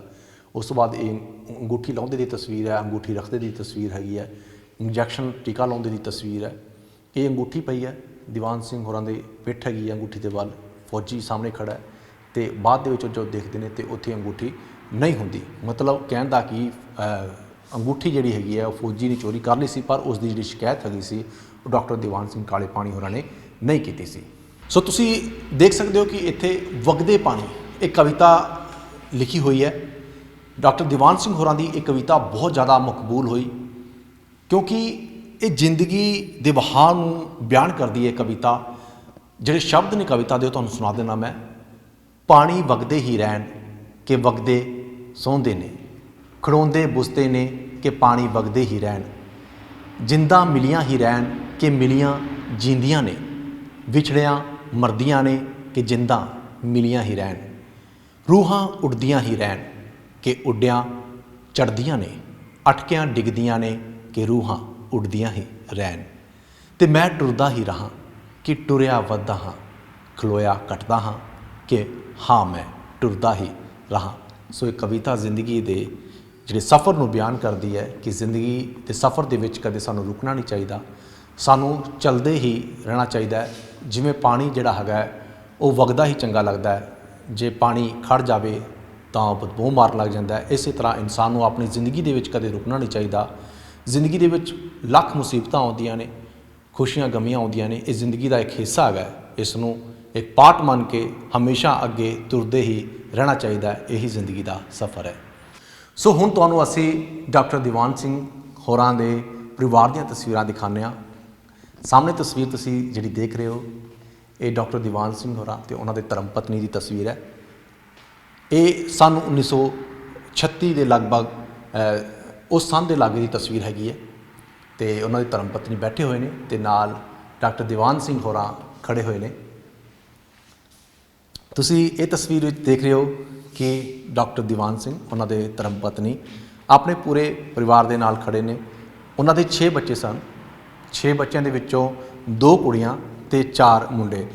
ਇੱਕ ਕੁੜੀ ਬੇਟੀ ਉਹਨਾਂ ਦੀ ਇਹ ਹੈਗੀ ਹੈ, ਇੱਕ ਬੇਟੀ ਇਹ ਬੇਟਾ, ਇਹ ਵੀ ਬੇਟਾ ਹੈ, ਇਹ ਵੀ ਬੇਟੀ ਦੀ ਤਸਵੀਰ ਹੈ ਔਰ ਇਹ ਵੀ ਬੇਟੇ ਦੀ ਤਸਵੀਰ ਹੈ। ਆਪਣੇ ਪੂਰੇ ਪਰਿਵਾਰ ਦੇ ਨਾਲ ਇਹ ਖੜੇ ਹੋਏ ਨੇ। ਤੇ ਇਸ ਤੋਂ ਉੱਤੇ ਜੇ ਆਪਾਂ ਨਜ਼ਰ ਮਾਰੀਏ ਤਾਂ ਇਹ ਡਾਕਟਰ ਦੀਵਾਨ ਸਿੰਘ ਹੋਰਾਂ ਦੇ ਚਾਚਾ ਜੀ ਦੀ ਤਸਵੀਰ ਹੈ ਤੇ ਇਹ ਉਹਨਾਂ ਦੇ ਭੈਣ ਜੀ ਦੀ ਤਸਵੀਰ ਹੈਗੀ ਹੈ। ਤੇ ਬੜੀਆਂ ਪੁਰਾਣੀਆਂ ਤਸਵੀਰਾਂ ਹੈਗੀਆਂ ਨੇ। ਉਸ ਵੇਲੇ ਬਲੈਕ ਐਂਡ ਵਾਈਟ ਜ਼ਮਾਨਾ ਸੀਗਾ ਤੇ ਕੈਮਰੇ ਵੀ ਪੁਰਾਣੇ ਹੁੰਦੇ ਸਨ ਕਾਫੀ। ਇਸ ਤੋਂ ਇਲਾਵਾ ਅੱਜ ਦੀ ਤੁਹਾਨੂੰ ਤਸਵੀਰ ਦਿਖਾਉਂਦੇ ਹਾਂ ਜਿਹੜੀ ਉਹਨਾਂ ਦੀ ਹੁਣ ਦਾ ਜਿਹੜਾ ਪਰਿਵਾਰ ਹੈਗਾ ਮੌਜੂਦਾ ਪੀੜ੍ਹੀ। ਇਹ ਸਾਹਮਣੇ ਤਸਵੀਰ ਕਿਉਂਕਿ ਹੁਣ ਕਲਰਫੁਲ ਜ਼ਮਾਨਾ ਆ ਗਿਆ ਤੇ ਇਹ ਉਹਨਾਂ ਦੇ ਪਰਿਵਾਰ ਦੀ ਤਸਵੀਰ ਹੈ। ਸਾਰੇ ਘਰ ਦੇ ਜੀਅ ਬੈਠੇ ਹੋਏ ਨੇ ਤਸਵੀਰ ਦੇ ਵਿੱਚ, ਉਹ ਨਜ਼ਰ ਆ ਰਹੇ ਨੇ। ਤਸਵੀਰ ਦੇ ਹੇਠਾਂ ਲਿਖਿਆ ਹੈ, ਕਿਤੇ ਵੀ ਕੋਈ ਉਸ ਨੂੰ ਆਪਣੇ ਘਰ ਮਰੀਜ਼ ਵੇਖਣ ਲਈ ਬੁਲਾ ਕੇ ਲੈ ਜਾ ਸਕਦਾ ਸੀ। ਉਸ ਦੀਆਂ ਜੇਬਾਂ ਦੇ ਵਿੱਚ ਹਮੇਸ਼ਾ ਦਵਾਈਆਂ ਤੇ ਟੀਕੇ ਰੱਖੇ ਹੁੰਦੇ ਸੀ ਜੋ ਉਹ ਮਰੀਜ਼ਾਂ ਨੂੰ ਦਿੰਦਾ। ਰੋਂਦਿਆਂ ਨੂੰ ਹਸਾਉਣਾ ਤੇ ਧੀਰਜ ਬਣਾਉਣਾ ਜਿਵੇਂ ਉਹਦਾ ਕੰਮ ਸੀ। ਲੋੜਵੰਦਾਂ ਨੂੰ ਜੇਬ ਦੇ ਵਿੱਚੋਂ ਪੈਸੇ ਵੀ ਦਿੰਦਾ। ਸੋ ਉਹਨਾਂ ਦੇ ਪਰਿਵਾਰ ਦੀਆਂ ਇਹ ਤਸਵੀਰਾਂ, ਇਹ ਉਹਨਾਂ ਦਾ ਪਰਿਵਾਰ ਹੈਗਾ ਡਾਕਟਰ ਦੀਵਾਨ ਸਿੰਘ ਹੋਰਾਂ ਦਾ। ਸੋ ਅਸੀਂ ਮਿਊਜ਼ੀਅਮ ਦੇ 5ਵੇਂ ਹਿੱਸੇ ਦੇ ਵਿੱਚ ਪਹੁੰਚ ਚੁੱਕੇ ਹਾਂ। ਦੀਵਾਨ ਸਿੰਘ ਹੋਰਾਂ ਦਾ ਦੇਸ਼ ਪ੍ਰੇਮ ਇੱਥੇ ਬਿਆਨ ਹੁੰਦਾ ਹੈ ਕਿ ਉਹ ਆਪਣੇ ਦੇਸ਼ ਨੂੰ ਕਿੰਨਾ ਪਿਆਰ ਕਰਦੇ ਸਨ। ਉਹਨਾਂ ਨੂੰ ਪਤਾ ਸੀ ਕਿ ਆਜ਼ਾਦੀ ਦਾ ਮੁੱਲ ਕੀ ਹੈਗਾ। ਇੱਥੇ ਬਹੁਤ ਸਾਰੀਆਂ ਅਜਿਹੀਆਂ ਤਕਰੀਰਾਂ ਲਿਖੀਆਂ ਹੋਈਆਂ ਨੇ ਜੋ ਉਹਨਾਂ ਦਾ ਦੇਸ਼ ਪ੍ਰਤੀ ਪਿਆਰ ਨੂੰ ਬਿਆਨ ਕਰਦੀਆਂ ਨੇ। ਸਾਹਮਣੇ ਤੁਸੀਂ ਦੇਖੋ ਕਿ ਇੱਥੇ ਲਿਖਿਆ ਹੈ ਕਿ ਦੇਸ਼ ਦੇ ਵਿੱਚੋਂ ਗਰੀਬੀ ਹਟਾਉਣ, ਲੋਕਾਂ ਦੀ ਤਰੱਕੀ ਅਤੇ ਤਸੱਲੀ ਲਈ ਸਵਰਾਜ ਹਾਸਲ ਕਰਨਾ ਜ਼ਰੂਰੀ ਹੈ। ਵਿਦੇਸ਼ੀ ਹਕੂਮਤ ਕਦੀ ਆਪਣੀ ਹਕੂਮਤ ਦਾ ਸਥਾਨ ਨਹੀਂ ਲੈ ਸਕਦੀ। ਸੋ ਇੱਥੇ ਹੋਰ ਵੀ ਜਿਹੜੀਆਂ ਤੁਸੀਂ ਤਸਵੀਰਾਂ ਦੇਖ ਰਹੇ ਹੋ ਇਹ ਉਸ ਵੇਲੇ ਦੀਆਂ ਤਸਵੀਰਾਂ ਨੇ ਜਦੋਂ ਸਾਡਾ ਦੇਸ਼ ਗੁਲਾਮ ਸੀ, ਆਜ਼ਾਦੀ ਲਈ ਅਸੀਂ ਸੰਘਰਸ਼ ਕਰ ਰਹੇ ਸੀ। ਹਨੇਰੀ ਆ ਰਹੀ ਹੈ, ਹਨੇਰੀ ਕਾਲੀ ਬੋਲੀ, ਅੰਧਾ ਧੁੰਦ ਤੇਜ਼, ਬਸ ਰਾਤ ਹੋ ਰਹੇਗੀ। ਹਨੇਰ ਘੁੱਪ ਕੇ ਸੂਰਜ ਚੰਦ ਤਾਰੇ ਸਭ ਕੱਜੇ ਜਾਵਸਨ, ਸਾਡੇ ਸਮਾਨ ਰੋਸ਼ਨੀ ਦੇ ਸਭ ਗੁਲ ਹੌਸਨ। ਹਨੇਰੀ ਆ ਰਹੀ ਹੈ, ਹਨੇਰੀ ਅਜੀ ਅੱਗੇ ਆਈ ਹੋਸੀ, ਵੇਖੀ ਨਹੀਂ ਯਾਦ ਨਹੀਂ, ਹਨੇਰੀ ਆ ਰਹੀ ਹੈ ਹਨੇਰੀ। ਇਨਕਲਾਬ ਦੀ ਤਬਾਹੀ ਦੀ ਤਬਦੀਲੀ ਦੀ ਹੇਠਲੀ ਉੱਤੇ ਹੋ ਜਾਏਗੀ। ਦਿਸੇਗਾ ਕੁਝ ਨਾ, ਸਿਆਣ ਨਾ ਰਹੇਗੀ ਕਿਸੇ ਨੂੰ, ਕਿਸੇ ਦੀ ਕੀਮਤਾਂ ਸਭ ਬਦਲੀਆਂ ਜਾਵਸਨ। ਸੋ ਤੁਸੀਂ ਦੇਖ ਰਹੇ ਹੋ ਕਿ ਡਾਕਟਰ ਦੀਵਾਨ ਸਿੰਘ ਹੋਰਾਂ ਦੀ ਇਹ ਤਸਵੀਰ ਜਿਹੜੀ ਹੈਗੀ ਹੈ ਇਹ ਬਹੁਤ ਹੀ ਵੱਡੇ ਆਰਟਿਸਟ ਸੋਭਾ ਸਿੰਘ ਹੋਰਾਂ ਨੇ ਬਣਾਈ ਹੈ। ਸੋਭਾ ਸਿੰਘ ਬਹੁਤ ਹੀ ਚੰਗੇ ਆਰਟਿਸਟ ਹਨ ਜਿਨ੍ਹਾਂ ਨੇ ਗੁਰੂ ਨਾਨਕ ਦੇਵ ਜੀ ਹੋਰਾਂ ਦੀ ਤਸਵੀਰ ਵੀ ਚਿੱਤਰੀ ਸੀ। ਖਿਆਲਾਂ ਦੇ ਵਿੱਚੋਂ ਉਹ ਤਸਵੀਰ ਚਿੱਤਰੀ ਗਈ ਤੇ ਕਾਫੀ ਮਕਬੂਲ ਹੋਈ। ਤੇ ਸੋਭਾ ਸਿੰਘ ਹੋਰਾਂ ਦੀ ਇਹ ਤਸਵੀਰ ਤੁਸੀਂ ਦੇਖ ਰਹੇ ਹੋ ਜੋ ਉਹਨਾਂ ਨੇ ਡਾਕਟਰ ਦੀਵਾਨ ਸਿੰਘ ਕਾਲੇ ਪਾਣੀ ਹੋਰਾਂ ਦੀ ਬਣਾਈ ਸੀ।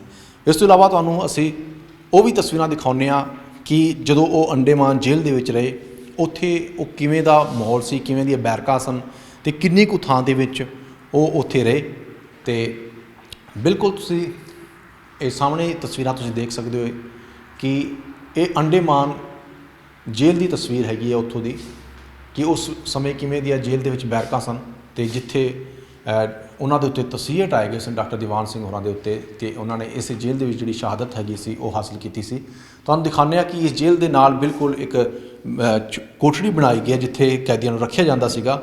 ਇਹ ਜਿਹੜੀ ਕੋਠੜੀ ਦਾ ਸਾਈਜ਼ ਵੀ ਉਹਨਾਂ ਕੋਲ ਰੱਖਿਆ ਗਿਆ ਹੈ, ਜਿਹੜੀ ਅੰਡੇਮਾਨ ਜੇਲ੍ਹ ਦੇ ਵਿੱਚ ਜਿੰਨੀ ਕੁ ਥਾਂ ਦੇ ਵਿੱਚ ਡਾਕਟਰ ਦੀਵਾਨ ਸਿੰਘ ਹੋਰਾਂ ਨੂੰ ਰੱਖਿਆ ਗਿਆ ਸੀ। ਅਤੇ ਤੁਸੀਂ ਦੇਖ ਸਕਦੇ ਹੋ ਕਿ ਇੰਨੀ ਕੁ ਜਗ੍ਹਾ ਦੇ ਵਿੱਚ ਉਹ ਉੱਥੇ ਰਹਿੰਦੇ ਸਨ। ਅਤੇ ਇਹ ਇਸ ਕਰਕੇ ਬਣਾਈ ਗਈ ਹੈ ਕਿਉਂਕਿ ਇਹ ਉਸ ਸਮੇਂ ਨੂੰ ਬਿਆਨ ਕਰਦੀ ਹੈ, ਇਹ ਛੋਟੀ ਜਿਹੀ ਕੋਠੜੀ, ਕਿ ਡਾਕਟਰ ਦੀਵਾਨ ਸਿੰਘ ਹੋਰਾਂ 'ਤੇ ਕਿੰਨੇ ਤਸੀਹੇ ਢਾਏ ਗਏ। ਅਤੇ ਉਸ ਤੋਂ ਬਾਅਦ ਉਹ ਤਸੀਹੇ ਢਾਉਣ ਤੋਂ ਬਾਅਦ ਉਹਨਾਂ ਨੇ ਜ਼ਖਮਾਂ ਦੀ ਤਾਬ ਨਾ ਚੱਲੀ ਅਤੇ ਅਖੀਰ ਉਹਨਾਂ ਨੇ ਸ਼ਹਾਦਤ ਹਾਸਲ ਕੀਤੀ। ਤੁਸੀਂ ਇੱਥੇ ਸਾਹਮਣੇ ਤਸਵੀਰਾਂ ਦੇਖੋ, ਇਹ ਤਸੀਹੇ ਢਾਉਣ ਦੀ ਤਸਵੀਰ ਹੈਗੀ ਹੈ।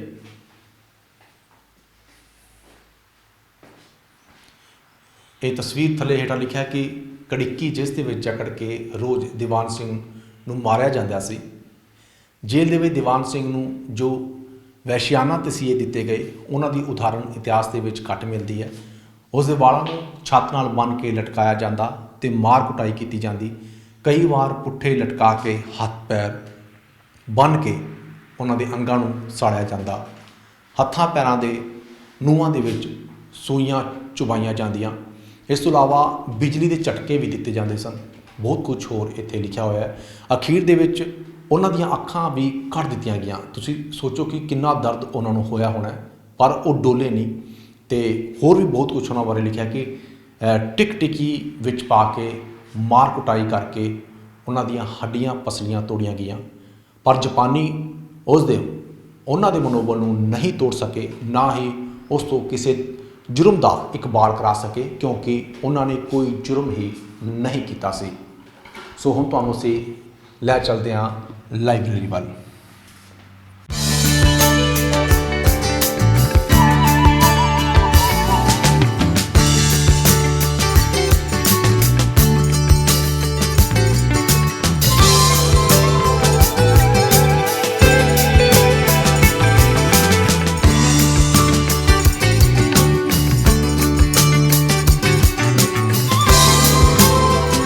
ਸੋ ਇਹ ਸ਼ਹੀਦ ਡਾਕਟਰ ਦੀਵਾਨ ਸਿੰਘ ਕਾਲੇ ਪਾਣੀ ਮਿਊਜ਼ੀਅਮ ਦੇ ਵਿੱਚ ਬਣਾਈ ਗਈ ਲਾਇਬ੍ਰੇਰੀ ਦੀਆਂ ਤਸਵੀਰਾਂ ਨੇ। ਇੱਥੇ ਬਹੁਤ ਸਾਰੀਆਂ ਸਾਹਿਤ ਨਾਲ ਸੰਬੰਧਿਤ ਕਿਤਾਬਾਂ ਨੇ। ਲਗਭਗ 1500-1600 ਕਿਤਾਬਾਂ ਹੈਗੀਆਂ ਨੇ। ਵੱਖ-ਵੱਖ ਧਰਮਾਂ ਦੇ ਸਾਹਿਤ ਨਾਲ ਸੰਬੰਧਿਤ ਇੱਥੇ ਕਿਤਾਬਾਂ ਹੈਗੀਆਂ ਨੇ। ਜੇ ਤੁਸੀਂ ਜਦੋਂ ਵੀ ਇੱਧਰ ਗੇੜਾ ਮਾਰਨ, ਜਿਹੜੇ ਵੀ ਸਾਹਿਤ ਪ੍ਰੇਮੀ ਹੈਗੇ ਨੇ, ਤਾਂ ਇੱਥੇ ਦਿਨ ਵੇਲੇ ਆ ਕੇ ਕਿਤਾਬਾਂ ਪੜ੍ਹ ਸਕਦੇ ਨੇ।